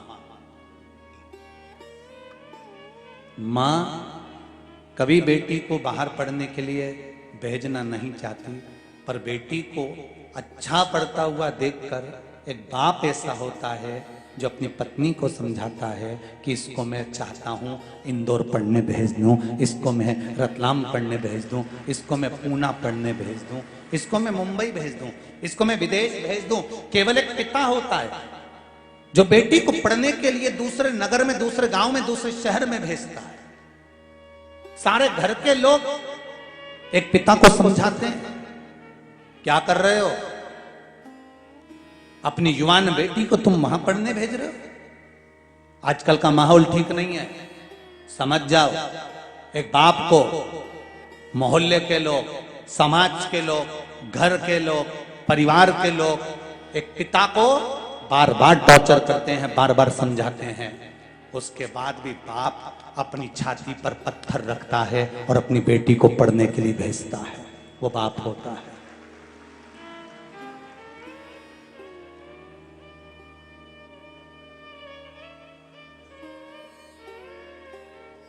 दुकान बंद करेगा, खेत पे से आएगा, छोड़ने जाएगा स्कूल, लेने जाएगा स्कूल। जब बेटी पढ़ते पढ़ते पढ़ते पढ़ते कॉलेज में पहुंच जाती है, उसने तुम्हारे पहनावे पर भी कुछ नहीं बोला। तूने कहा पापा स्कूल जाऊंगी, कॉलेज जाऊंगी तो क्या मैं जीन्स पहन सकती हूँ, क्या मैं टी शर्ट पहन सकती हूँ? बाप ने कहा मेरी बेटी पर मुझे नाज है, पहने। बाप ने मना भी नहीं करा। पिता बेटी के लिए खुली किताब बंद कर रहा, खुली किताब। मायका किससे है? मायका मां से नहीं, मायका बाप से होता है। मेरा बाप है तो मेरा मायका है। बेटी को थोड़ा सा दुख होता है तो चिल्ला कर कह देती है मैं मेरे पिताजी के यहाँ जा रही हूं। ये नहीं कहती मैं मेरी मां के यहाँ जा रही हूं, मेरे पिताजी के यहाँ जा रही हूं। बेटी को थोड़ा सा दुख आता है तो कह देती मेरा बाप है बियाल, भूखा नहीं मरने देगा मुझको। ये बेटी को नाज होता है। बाप उसको पढ़ाता है, अच्छे से अच्छे स्कूल में, अच्छे से अच्छे कॉलेज में, बड़े बड़े शहर में भेजता है, खूब पढ़ाता है। एक बाप की जितनी कैपेसिटी नहीं होती, एक बाप की जितनी पोजीशन नहीं होती, उससे ज्यादा पिता अपनी बेटी के एजुकेशन पर, उसकी पढ़ाई पर खर्च करता है और उसको पढ़ा लिखा कर आगे बढ़ाता है। बस मेरा बेटियों से एक निवेदन है कि बाप ने तुम्हारे लिए खुली किताब बन गया तो तुम भी अपने पिता की नाक मत कटने देना, उसको कन्यादान का मौका जरूर देना। अपने बाप की नाक मत कटने देना, उसको कन्यादान का मौका देना।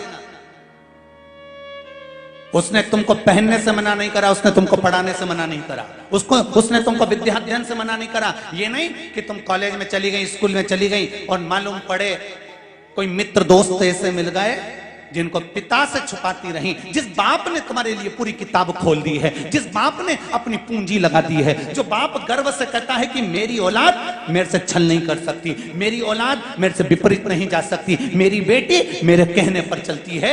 एक बाप अपनी नाक लगाकर बोलता है कि मेरी बेटी मेरी शान है, तो बेटी भी कोई कह देना चाहिए मेरा बाप मेरी शान है, मेरा बाप मेरी शान है। मेरा पिता कहेगा विवाह महा करूंगी। कोई कैसे भड़का दे वाला तुमको, कोई कैसे तुम्हारे मार्ग को छिन्नित कर दे वाला।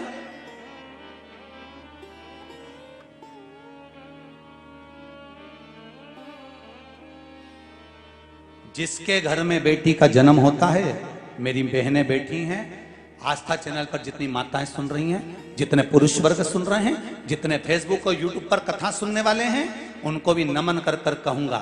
जितनी माताएं यहां बैठकर कथा सुन रही हैं उनको भी कहूंगा, जिस माँ बाप के घर में बेटी का जन्म होता है,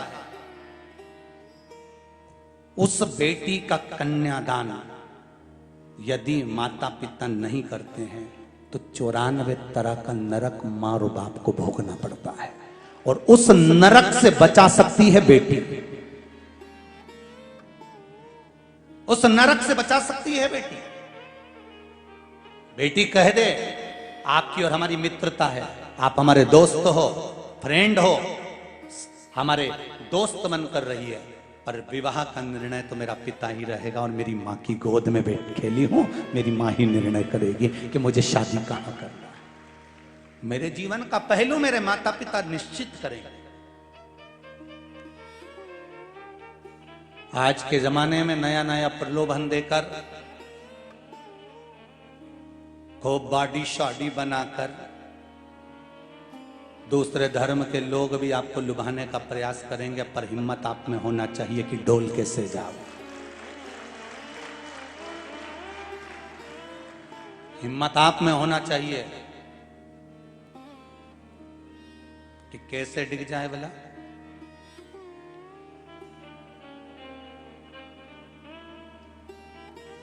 बेटी बाप का गौरव है तो बाप बेटी का गौरव है। कहते हैं 12 ज्योतिर्लिंग में से एक ज्योतिर्लिंग तो बेटी के नाम पर ही है, सोमनाथ। जब समझाया चंद्रदेव को, चंद्रदेव तुम मेरी बेटियों का ध्यान रखो, पर ध्यान नहीं दे पाते थे, गुस्सा आ गया। एक बार दामाद को समझाया, एक बार बुला के समझाया कि देख बेटी तेरे साथ भी आई है, ऐसी हरकत मत कर, सम्मान दे बेटी का, आदर कर बेटी का, सत्कार कर बेटी का। जो अपना घर छोड़कर चली जाती है, पति को चाहिए उसका आदर करे, उसका सम्मान करे।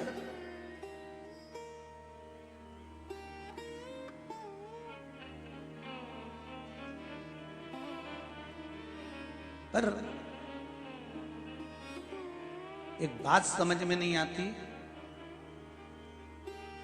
इन पतियों की, कि इनकी बहन को जब तकलीफ होती है तो ये तलवार लेके, बंदूक लेके, अब भी निपटाऊं वो दामाद की, अब भी रुक जा तू, मैं जीजा के छोड़ूंगा नहीं।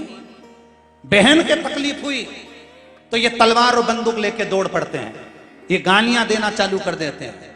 और तुम्हारे ही घर में तुम्हारी पत्नी तुमसे दुखी है, वो कौन तलवार लेकर आए?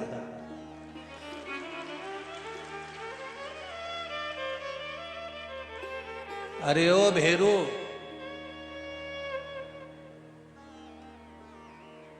बिना सिंदूर का थोड़ी समझदारी लाई अपनी बुद्धि में।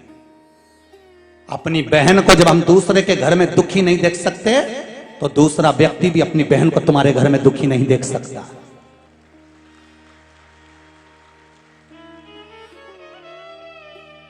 गायत्री परिवार वाले आवाज लगाते हैं, रोज चिल्लाते हैं, रोज कहते हैं हम सुधरेंगे, बोलो जम के। युग, अरे बोलो तो, तुम तो ऐसे बोल रहे हो जैसे कोई मार देगा तुमको। डर के नहीं बोलना है, तुम तो शिव महापुराण की कथा में बैठे हो, तुम्हें कई टेंशन वेंशन लेने की जरूरत नहीं है। हम सब इकट्ठे और महादेव के पट्टे, काय को डरे किसी से? क्यों डरना? गायत्री परिवार वाले कहते हैं हम सुधरेंगे, युग सुधरेगा, हम बदलेंगे। कब बदलोगे?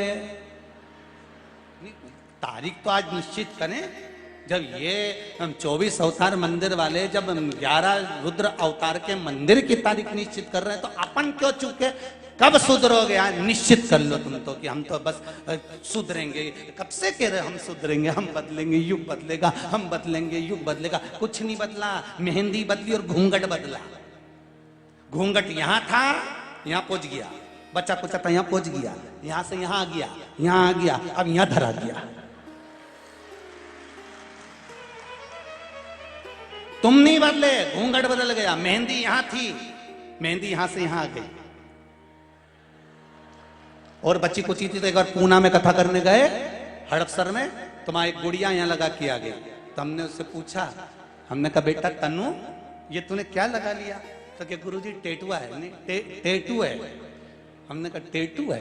हमने कहा वारी बेटा, पर ये तूने यहाँ क्यों लगवाया फालतू? कितने की लगवाई? 900 रुपए की।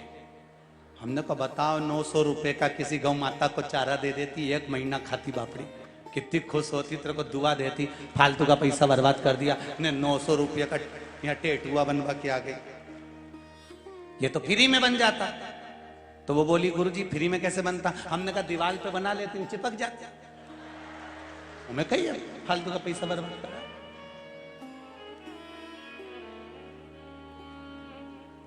बदलो, हम सुधरेंगे। वो बोलो तो बोलो जरा। अरे भाई, शिव महापुराण में पार्वती खंड के अंदर लिखा है, जब व्यक्ति का स्वभाव व्यक्ति से ही ठीक नहीं है तो महादेव से कैसे ठीक होगा? विचार तो करो। आपका स्वभाव आपके मोहल्ले में ही ठीक नहीं है, आपका स्वभाव आपके मित्रों से ठीक नहीं है, आपका स्वभाव आपकी पत्नी से ठीक नहीं है, आपका स्वभाव आपकी जेठानी से ठीक नहीं है, आपका स्वभाव आपके सास ससुर से ठीक नहीं है, आपका स्वभाव अड़ोसी पड़ोसी से ठीक नहीं है, आपका स्वभाव आपके रिश्तेदारों से ठीक नहीं है, और विचार करके बैठी है कि मैं भगवान को रिझा लूंगी, भगवान को रिझा लूंगी। भगवान भी सोचे पहले पड़ोसी को तो रिझा ले, घर में सास रूठी पड़ी उनको तो रिझा, देवरानी जेठानी दिन भर लड़ती फिरो, और भगवान शंकर का पशुपति व्रत करो कि महाराज ये काम हो जाना। भगवान भगवान भगवान भी बोले कहां से आ गई जगदम्बा, घरे चली जा। काय आई?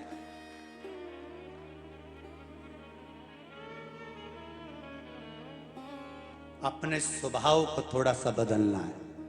कौन सी तारीख लिखूं कागज पे कि तुम आपसे बदलो? हम बदलेंगे, हम सुधरेंगे।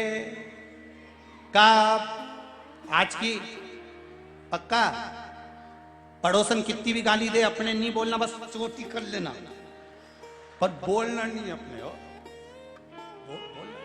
कोई कितना ही बोले नहीं, आग लगे बस्ती में, अपन रहो मस्ती में, क्या किसको रोइए, चादर ताड़ के सोइए। अपने कई करना है साहब, बताओ ये ऐसा बोल रही, वो ऐसा बोल रहा। अपन तो बढ़िया, जो जितना आड़ा टेढ़ा बोले नहीं उतनी तुम खजूर वाली चोटी करके ना, बिंदी बिंदी लगाई के ना, तुम भगवान का मंदिर जाओ, ऊके और आग लगाओ, जलती रहे, आग लगे बस्ती में। अपन तो जाओ भगवान शिव का भजन करो, कीर्तन करो, नाम जाप करो, थोड़ा सा बदल लो बस। तुम्हें ज्यादा नहीं बदलना है, थोड़ा सा। तुम सब बहुत जोरदार हो, एकदम चकाचक, जितना बैठे उन्हीं कथा में एक भी गड़बड़ नहीं हो, सब जोरदार और सब दमदार। दमदारी है तब तो तुम इतनी आगे खसक खसक के कुछ के बैठी नहीं, कहीं बैठ सको। तो तुम दमदार तो तुम हो और जोरदार भी हो, बस तुम्हें थोड़ा सा बदलना है। बदलना क्या है कि हम हमारे धर्म को, हम हमारी संस्कृति को, हम हमारे संस्कारों को, हम हमारी सभ्यता को आंच नहीं आने देंगे, इसको ऊपर तक लेकर जाएंगे, बस यही।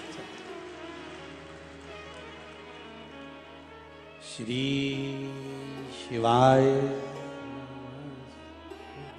शिव महापुराण में जब भी यह मंत्र आए, अपने हृदय की बात शिव से जरूर कहिए। श्री शिवाय नमस्तुभ्यं, श्री शिवाय नमस्तुभ्यं, श्री शिवाय नमस्तुभ्यं। शिव से कहिए।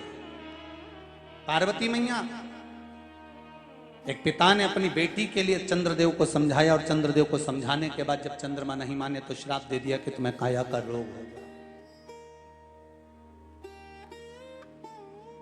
बेटी अगर दुखी होती है तो बाप का भी हृदय रोता है। पिता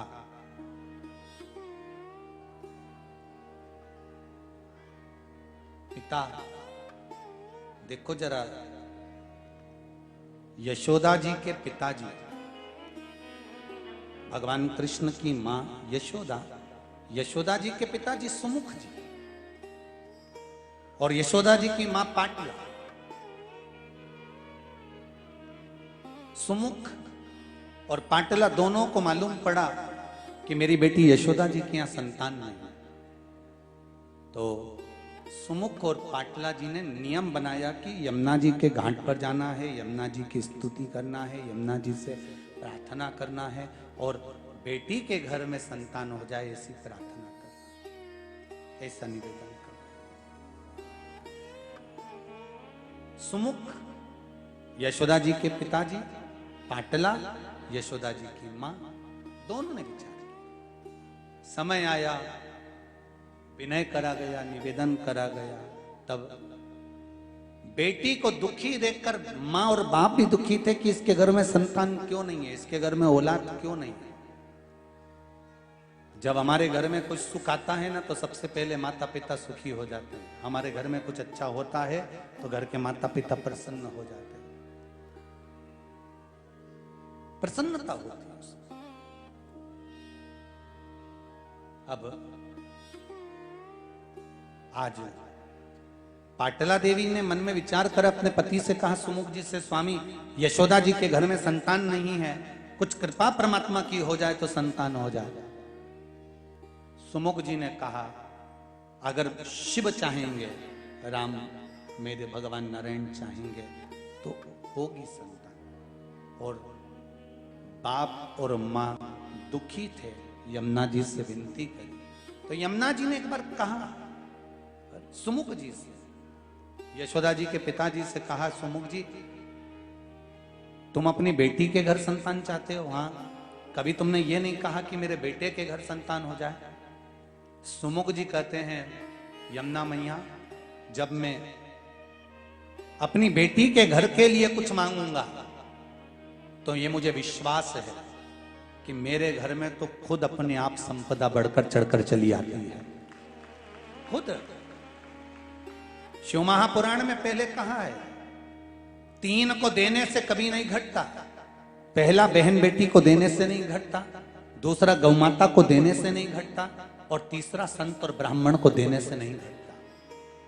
इनको देने से कभी नहीं घटेगा। आपके घर में बहन बेटी आए, आप कुछ निकाल कर उनको दे रहे हो तो समझ लेना तुम्हारे सामने कोई काल आने वाला था, वो टल रहा है, इसलिए बहन बेटी अचानक तुम्हारी यहाँ आ गई, उसको निकाल कर कुछ दे दीजिए।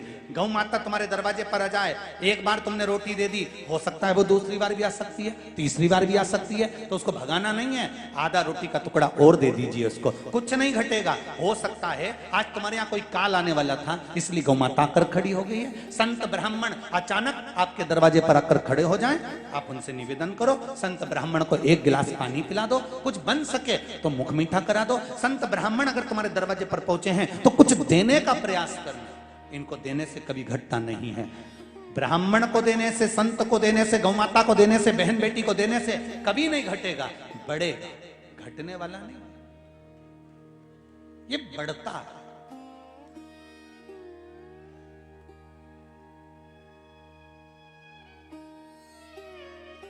महाराज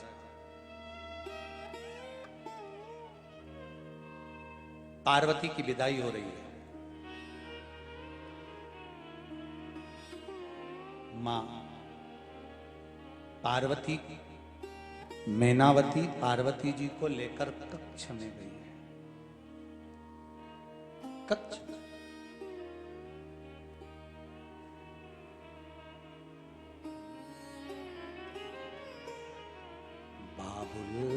भी रोए, बेटी भी रोए, माँ के कलेजे के टुकड़े रोए, कैसा जुल्म है हाय हर जाई, कोई जन्म दे कोई ले जाए, बाबुल भी रोए, बेटी भी रोए, माँ के कलेजे के टुकड़े। बड़ा विचित्र सा। लोग कहते हैं बेटी की विदाई में मां रोती है। शिव महापुराण की कथा कहती है कि बेटी की विदाई में जितना बाप रोता है उतना कोई नहीं रोता, क्योंकि जब बाप खेत पे से आता है ना, जब बाप जमीन पर से आता है, दुकान पे से आता है, नौकरी पे से आता है ना, तो बेटी सामने बैठी दिख जाती है, पापा आज थक गए हो गए, मैं पानी ला के देती हूँ, पापा आप बैठो, दाई जी बाबूजी बैठो, मैं अभी लाती हूँ। बेटी दौड़ कर जाती है, पानी लेकर आती है। जब चली जाती है ना, तब नेत्रों में जल भरा होता है। 4 तरह का वो अन्न बेकार होता है। कितनी तरह का अन्न? 4 तरह का अन्न बेकार होता है। पहला, ठोकर लगा। जिस अन्न की थाली में, जिस भोजन की थाली में ठोकर लग जाए, वो नाली में पड़े हुए भोजन के बराबर होता है। दूसरे नंबर का भोजन, लांगा हुआ भोजन। जिस भोजन को आप भोजन ग्रहण कर रहे हैं, उस थाली को अगर कोई लांग कर चले जाए तो वो भ्रष्टा के बराबर होता है, गंदगी के बराबर होता है। तीसरे नंबर का भोजन, जिस भोजन की थाली में बाल पड़ा हो, वो दरिद्रता प्रदान करता है, वो भोजन श्रेष्ठ नहीं होता। चौथे नंबर का भोजन, जिस भोजन की थाली में पति और पत्नी अगर एक ही थाली में भोजन कर रहे हो एक साथ बैठ के, तो वो मदिरा के बराबर होता है, वो भोजन भी बेकार होता है। पहले नंबर का भोजन कौन सा है? जम के बोलो जरा। ठोकर लगा हुआ। दूसरे नंबर का लांगा हुआ। तीसरे नंबर का बाल पड़ा हुआ। चौथे नंबर का पति और पत्नी अगर एक ही थाली में साथ बैठकर भोजन कर रहे हैं तो वो मदिरा के तुल्य होता है। हाँ, पति के जिमने के बाद पत्नी उसी थाली में अगर भोजन करती है तो चारों धाम के तीर्थ प्रसाद से भी बड़ा महाप्रसाद है। पर करे क्या? आजकल तो नया फैशन है। सास बिचारी बोल दे कि एक थाली में मत खाओ बैठ के, तो बुरा मान जाए जगदम्बा। अब कौन समझाए इनके? पहले दिन से ही सिस्टम गड़बड़ करा है ना। वो बफेट की टेबल लगा दी, दोनों धनी लुगाई के बिठाई दिया। वो ऊके मुंडा में गुलाब जामुन ठसा, नहीं के दही बड़ा खिला ले। और बेचारा डोकरा डोकरी बाजू में बैठा बैठा यूं मुस्कुराए, यूं करे, उसे अलग करे क्या? ए सुधर जाओ रे, ओ देपालपुर वालों, थोड़ा तो सुधरो। 4 तरह का भोजन बेकार होता है। पहला, ठोकर लगा। दूसरा, लांगा हुआ। तीसरा, बाल पड़ा। और चौथा, पति पत्नी अगर एक ही थाली में भोजन कर रहे हैं तो मदिरा के तुल्य। पति के जीवने के बाद पत्नी उस थाली में अगर भोजन करती है तो चारों तीर्थों के प्रसाद से बड़ा महाप्रसाद बन जाता है। और सुन लो, शिव महापुराण की कथा एक बात और कहती है, जब तक बेटी कुंवारी है, उसकी शादी नहीं हुई, बेटी जब तक कुंवारी है और बाप के साथ भोजन करती है तो उस बाप की कभी अकाल मौत नहीं होती, क्योंकि बेटी काल को हर लेती।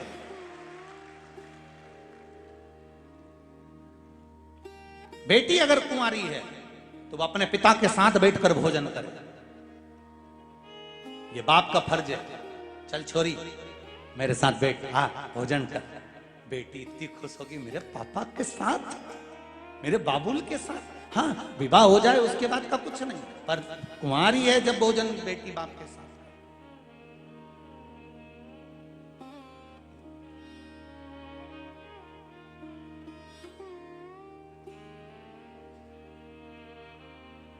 रो रहे हैं हिमालय राज। मैनावती को बुलाया गया है। मैना, बेटी जा रही है। एक बाबुल की जो एक शान होती है उसके अनुसार हर बाप अपनी बेटी की शादी में खर्च करता है। हर बाप खर्च करता है। मेरा निवेदन है, एक बाप ने अपने कलेजे का टुकड़ा, एक माँ ने जिसको 9 महीने गर्भ में रखा था, उसको पाल पोस कर 16, 17, 18, 19, 20 साल की करके तुम्हारे साथ भेज दिया।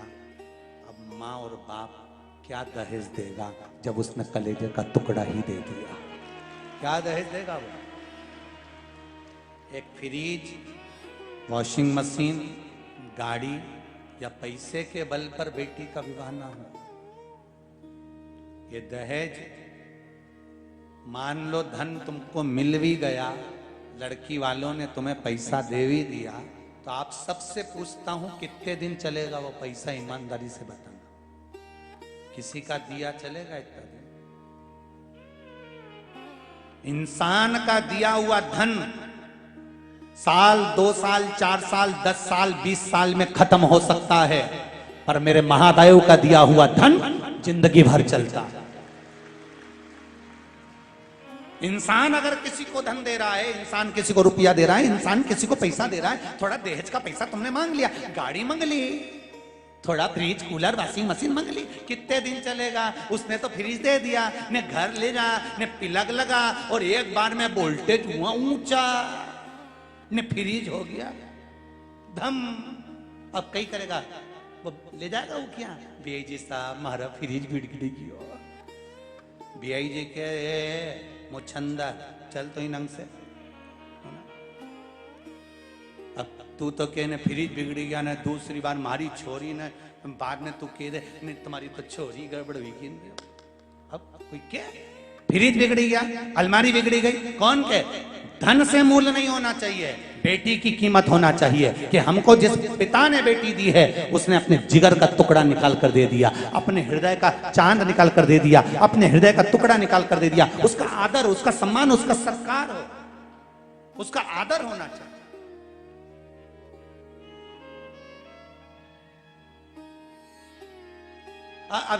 अभी 2-4 दिन ही निकले होंगे, महिला दिवस गए।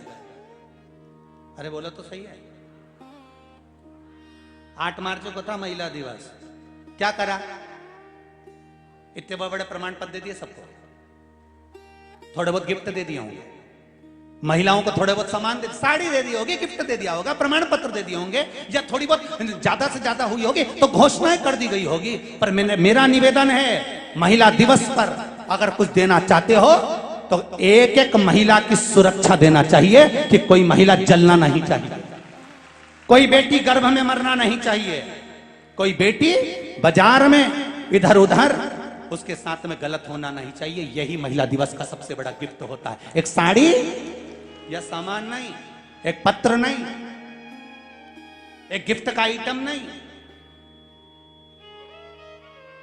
वो तो महिला दिवस की महिलाएं भी धन्य है जो जरा सा सामान और प्रमाण पत्र लेके आ जाती है। केकाराव मंच से हमारी सुरक्षा दीजिए।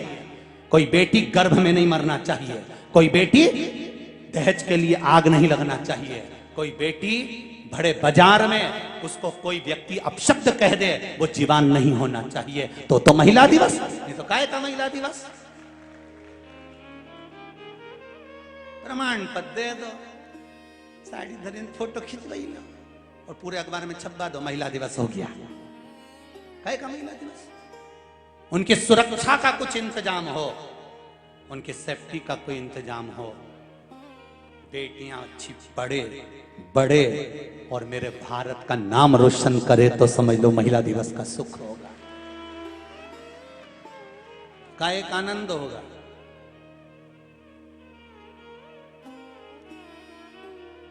शिव पुराण कह रही है, मैनावती की गोद में बैठी आज पार्वती रो रही है। मैनावती ने कहा, पार्वती इतने दिन में तेरी आंख में आंसू नहीं आए लाडो, इतने दिन निकल गए तेरी आंख में अश्रु नहीं था बेटा, आज तेरी आंख में आंसू है बेटा। तूने ही तो कहा था कि मैं शिव से विवाह करूंगी, फिर क्यों रोती है लाडो, क्या हो गया बोल। पार्वती जी कहती हैं, माँ ये आंसू शिव से विवाह करे उसके नहीं है माँ, ये आंसू आज मेरा बाबुल मुझसे दूर हो जाएगा उसके हैं। विदा होती हुई बेटी गाड़ी में बैठकर जब जाती है ना, अपने घर का दरवाजा देखती है, माँ इसी घर में पड़ी हूं, पापा मुझे स्कूल छोड़ने जाते थे, मेरे पिता के पास में धन नहीं था, उसने पढ़ाया है माँ, मुझे लेकर माँ तू सबसे पहले रोटी का निवाला लेकर रसोई घर में बैठकर बनाती बनाती भी मेरे मुख में खिलाती है माँ। बेटी रोती इसलिए है माँ, शादी होने के बाद जब वो चली जाती है ससुराल, सब भोजन करके चले जाते हैं, पर उससे कोई पूछने वाला नहीं होता कि तूने खाना खाया कि नहीं खाया। तब बेटी की आंख में आंसू भर आते हैं। आंख से आंसू ढलती हुई 2 रोटी खाने बैठी थी तो पेट भर गया होता है। पानी पीकर उठकर अपनी मां को याद करती है, पापा को याद करती है।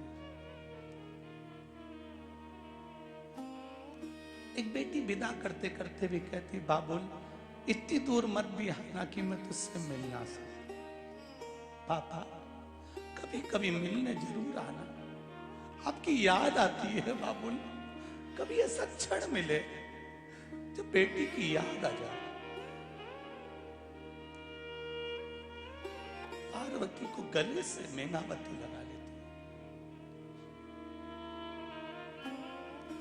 मैनावती हिमालय राज सामने आते हैं और हिमालय राज ने कहा, लाडो सब कुछ दे रहा है, तुझे जो अच्छा लगे वो लेकर चली जा। विवाह के 1 दिन पहले तक भी गरीब बाप दूसरे से कहता है, देख उसको सिलाई का शौक है, सिलाई मशीन ला। पैसे नहीं है, कहां से लाओगे? बाप अपनी हैसियत से ज्यादा देता है साहब। नहीं है उसकी कैपेसिटी पिता की कि बफेट कर सके, रिश्तेदारों को खिला सके, फिर भी कर्जा लेकर 4 तरह का मीठा बनाकर अपनी बेटी के मेहमानों को खिला कर भेजता है। बाद में जब हिसाब करने बैठता है तब सोचता है जमीन का कौन सा टुकड़ा बेचूं जो बेटी के दहेज में दिया गया। उस टुकड़े को बेचने की बात करता है। वो पिता होता है, वो बाबुल होता है जो एक टुकड़ा बेचने को तैयार हो जाता है। मेरी लाड़ हो जा रही, इसकी आंख में आंसू नहीं आना चाहिए। अरे खुशी खुशी करो विदाई। उसके बाद भी बराती आकर सामानों में मुंह चढ़ाते हैं। पूरी ठंडी दे दी, गुलाब जामुन ठंडी दे दी। अरे किसी बाप से तो पूछो जिसकी बेटी जा रही हो। अरे तुमको तो लाज आना चाहिए बोलने से पहले कि पूरी ठंडी दे दी। अरे उस बाबुल से पूछो जिसने पूरी पूंजी लगा दी अपनी बेटी की विदाई में। सब कुछ लुटा दिया एक बाप ने अपनी बेटी की विदाई में। उससे पूछो कैसे लगा। हिमालय राज गले लग गया। बेटी जा रही, बेटी की विदाई। बाबुल भी रोए, बेटी भी रोए, माँ के कलेजे के टुकड़े भी रोए। कैसा जुलम है हाय हर जाई, कोई जन्म दे कोई जाए। माँ का दिल कितना प्रबल होगा। हर त्योहार पर बेटी की याद आती है और कहती है, अपने बेटे से कहती है जीजी के घर चले जा, बहन के यहाँ चले जा। नहीं जाता तब पड़ोसी कोई जाता है ना, एक झोले में साड़ी बिछोड़ी चूड़ा धरकर, तिल्ली का लड्डू धरकर, सामान रखकर, थोड़ी गजक रखकर बेग को बांध कर दे देती। पड़ोसी से कहती मेरी बेटी इंदौर रहती है, तुम दे दोगे क्या? बेटी के सामने जब झोला जाता है, बेटी जब झोले को खोलती है, तिल्ली का लड्डू निकालती है तो माँ की याद आ जाती है। माँ तू आज भी मुझे नहीं भूल पा रही है, अभी भी वही क्या। और बेटी कोई जो झोला देने जाता है ना, उससे कुछ नहीं पूछती, एक ही शब्द पूछती है, मेरे पापा कैसे। तो माँ की भी नहीं पूछती।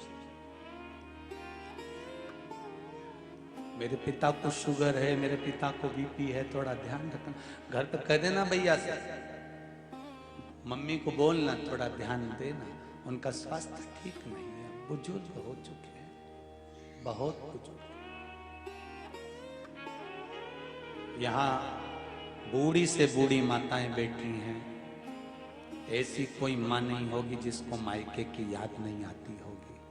भले बूढ़ी हो गई फिर भी मायका बड़ा याद आता है। अंतिम क्षण तक माता पिता जब तक जिंदा हैं तब तक मायका है साहब, और जिस दिन माँ बाप चले गए मायका सीताराम हो जाता है कि अब यहाँ कुछ भी नहीं, अब कुछ बच्चा नहीं है यहाँ पर, यहाँ से सब समाप्त हो।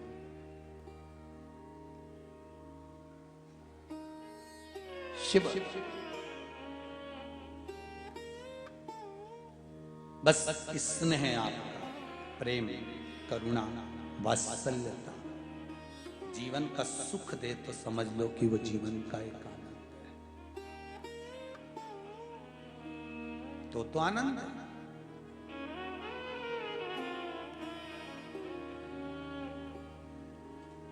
महाराज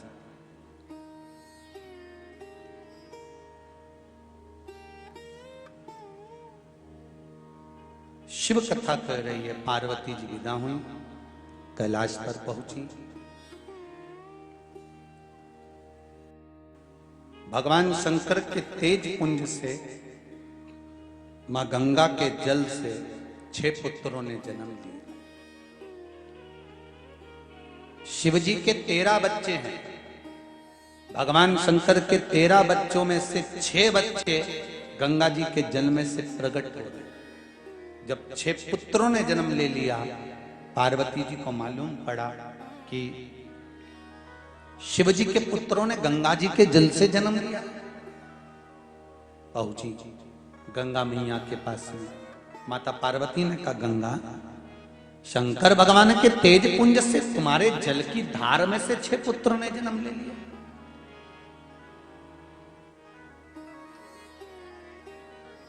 6 पुत्र। गंगा जी ने सारा वृतांत सुनाया, सारा। हे सूर्य नारायण, हे अग्नि नारायण, ये आपने गलत करा है। शिव जी के तेज पुंज को ले जाकर गंगा जी के जल में दिया और उससे 6 पुत्रों की उत्पत्ति हुई। मैं आपको श्राप देती हूं कि आपकी कबूतर की योनि होगी, कबूतर की योनि।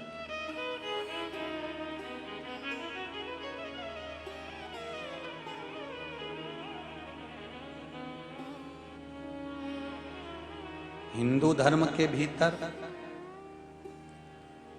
कबूतर श्रापित पक्षी। ये जितने लोग अमरनाथ जी का फोटो का दर्शन करते हैं, अमरनाथ गुफा में कबूतर नहीं था।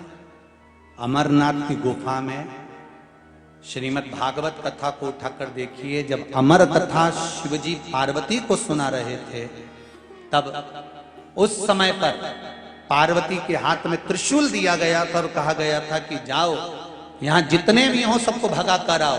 पार्वती मैया सबको भगा कर आ गई थी। तब कोटर में शिवजी ने जैसी ताली बजाई थी तो कोटर में एक तोते का अंडा गिर गया। क्या गिरा था? जम के बोलो जरा। तोते का अंडा। तोती का अंडा जब कोटर में गिर गया और कथा प्रारंभ हुई, जब कथा पूर्ण तरह से चलते चलते चलते चलते चलते मध्य में पहुंची तो पार्वती जी को निंद्रा, और पार्वती जी सोई तो हुंकारा भरना बंद कर दिया। जब हुंकारा भरना बंद करा तब अंडे में से तोते का बच्चा बाहर निकल गया, और तोते के बच्चे ने सोचा कि मैंने इतनी सारी कथा सुनी है तो इतनी मैं और सुन लेता हूँ, हुंकारा मैं भर देता हूँ। और तोते का बच्चा उस कोटर में से बाहर निकलकर, उस अंडे में से बाहर निकलकर हुंकारा भरना प्रारंभ कर दिया। अब तोते के बच्चे ने हुंकारा भरना प्रारंभ करा। जब कथा पूर्ण हो गई जब कथा, तब कथा पूर्ण होने पर शंकर भगवान जैसे जय घोष करे तब पार्वती के नेत्र खुले और पार्वती से पूछा, पार्वती ने पूछा, प्रभु कथा हो गई? हाँ। तू क्या सो रही थी? मेरा मन वृंदावन चले गया। अच्छा, फिर हुंकारा किसने भरा? शिव जी का ध्यान गया कोटर में जहां पर तोते का बच्चा था। उस तोते के बच्चे को मारने के लिए शंकर भगवान भागे। वो तोते का बच्चा वेद व्यास जी के यहाँ गया। वेद व्यास जी के यहाँ पर वेद व्यास जी महाराज की धर्मपत्नी बीठी का छत पर खड़ी कांटी पाड़ रही थी, कंगा कर रही थी। इतने में आ गई इसको जमाई। तोते के बच्चे ने सोचा इससे अच्छा छुपने का स्थान नहीं मिलेगा, और वो तोते का बच्चा उस बीठिका के मुख से जमाई आते ही मुख में प्रवेश कर गए और गर्भ में जाकर बैठ गया। उसी का नाम सुखदेव जी महाराज हुआ। वही तोते का बच्चे का नाम सुखदेव जी महाराज हुआ। पर लोगों ने हिंदू धर्म को नष्ट करने के लिए जो श्रापित पक्षी है कबूतर, शंकर जी के साथ उस कबूतर का फोटो जोड़ दिया कि देवता तुम्हारे पर कबूतर हमारा। श्रापित पक्षी का उस फोटो को जोड़ा। पर वो शास्त्र कहता है, श्राप दिया गया है तुम कबूतर की योनि में आओ, और वो कबूतर की योनि। इसलिए आज भी हमारे यहाँ शास्त्र कहता है जिसके मकान की छत पर कबूतर की बीट ज्यादा पड़ती है उसके घर में चाहे कुछ भी हो, 1 रुपया कमाएगा, 1.25 रुपये खर्च होगा और घर में शांति नहीं रहेगी। कबूतर की बीट जब पड़ती है तो उसके घर में लक्ष्मी नहीं टिकती है महाराज, और शांति नहीं रहेगी। शांति नहीं रहेगी, लक्ष्मी नहीं टिकेगी। पर अब कबूतर को श्रापित पक्षी कर दिया। तुमने छल करा है मेरे साथ, पार्वती ने श्राप दे दिया। हमारे यहां राजस्थान में, गुजरात में, आज भी मध्य प्रदेश में भी ऐसा कई जगह पर है, और आंध्रा वगैरह में भी है कि पक्षियों को दाना देने की जगह अलग होती थी। आपके यहाँ है कि नहीं पता नहीं। पहले पक्षियों को जहाँ दाना देते थे ना, कि गांव के लोग जाकर, नगर के लोग जाकर एक स्थान ऐसा बना देते थे कि यहाँ पक्षियों के लिए दाना पटक दो, पक्षी वहां पर दाना चुगने आ जाते थे। ऐसे ही पक्षियों के लिए स्थान दिया जाता था, गौ माता के लिए स्थान दिया जाता था, पशुओं के पानी पीने का स्थान दिया जाता था। ये सब जो राजस्थान में तो अनेक जगह पर आज भी स्थान बने हुए कि यहाँ पर पक्षियों के लिए, कबूतर के लिए या चिड़िया के लिए या तोता आदि जो भी पक्षी हैं सबके लिए। हमारे यहाँ ऐसा नहीं है कि कबूतर के लिए नहीं देंगे या चिड़िया के लिए नहीं देंगे, सबके लिए वहां दाना देने का स्थान बना होता था कि यहाँ दाना दिया जाएगा, पक्षी यहाँ पाएगा। पर अब लोग अपने ही छत पे डाल देते हैं, तो छत पे तो डालो, मना नहीं है, पर उसका भी स्मरण करिए कि आपको फिर छत रोज प्रतिदिन साफ करना चाहिए, प्रतिदिन धोना चाहिए, झाड़ू लगना चाहिए। बीट पड़े तो वो सफाई। महाराज शिव कथा कर, गंगा मैया ने ऋषियों की पत्नी कृतिकाओं को बुलाकर कहा ये 6 बालक को आप संभालिए। कृतिकाओं ने संभाला, 6 को एक कर दिया, उनके मुख 6 हो गए, शरीर 1 हो गया। उन्हीं का नाम कृतिकाओं के कारणवश कार्तिकेय पड़ गया। बोल कार्तिकेय महाराज की जय। कार्तिकेय जी का प्रागट्य हो गया, तारकासुर का संहार करा। तारकासुर के संहार के लिए कहा गया कि इसके हृदय में कुछ भाव शिव का है, इसके हृदय में कोई ठेस ना पहुंचे, इसका स्मरण रहे। कार्तिकेय बाबा गए, तारकासुर का संहार करा। आगे सुंदर वर्णन करते हुए मां पार्वती मैया ने अपने तन पर उपटन लगाया। एक पुतले का निर्माण किया। अब किसी ने कहा महाराज जी उपटन काय का लगाया? पार्वती जी ने जो तन पर उपटन लगाया था, उस उपटन का पुतला आज भी शादी ब्याह में पूजा जाता है, जिसको हमारे यहाँ गोबर गणेश कहते हैं। कौन सा गणेश कहते हैं? गोबर का बना हुआ गणेश। शादी ब्याह में काय का बनता है? जम के तो बोलो जरा। गोबर का ही बनाते हो ना, मिट्टी का गणेश, गोबर का गणेश। ये पार्वती जी के तन पर पार्वती जी ने कोई अलग से उपटन लाके नहीं लगाया था। पार्वती जी ने जो देसी गाय होती है, जो गौ माता होती है, उस गौ माता के गोबर को अपने तन पर मला था। हजारों तरह की बीमारियों की औषधि है गौ माता का दूध, हजारों तरह की बीमारियों की औषधि है गौ माता का मूत्र, और हजारों तरह की औषधि है गौ माता का गोबर।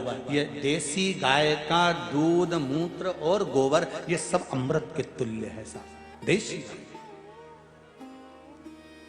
तन पर गोबर का लेपन करा, उस गोबर को निकाल कर पुतला तैयार करा। जिस पुतले को तैयार करा, सखी ने कहा इसमें प्राण जाए तो कैसा रहे। पार्वती जी ने हाथ में जल लेकर उसमें प्राण दे दिया, जिसका नाम विनायक हुआ। विनायक हुआ तब माता जी ने उसको गुफा के बाहर पहरेदारी के लिए लगाया। पहरेदारी के लिए लगाया तभी शिव जी का आगमन। शंकर भगवान ने आकर पहरेदार को हटाना चाहा, वो हटने को तैयार नहीं था। रोकना चाहा, रुकने को तैयार नहीं था। तब शिव जी ने उसके शीश को काट दिया और माता पार्वती बिलखती है, वियोग करती है, रोती है।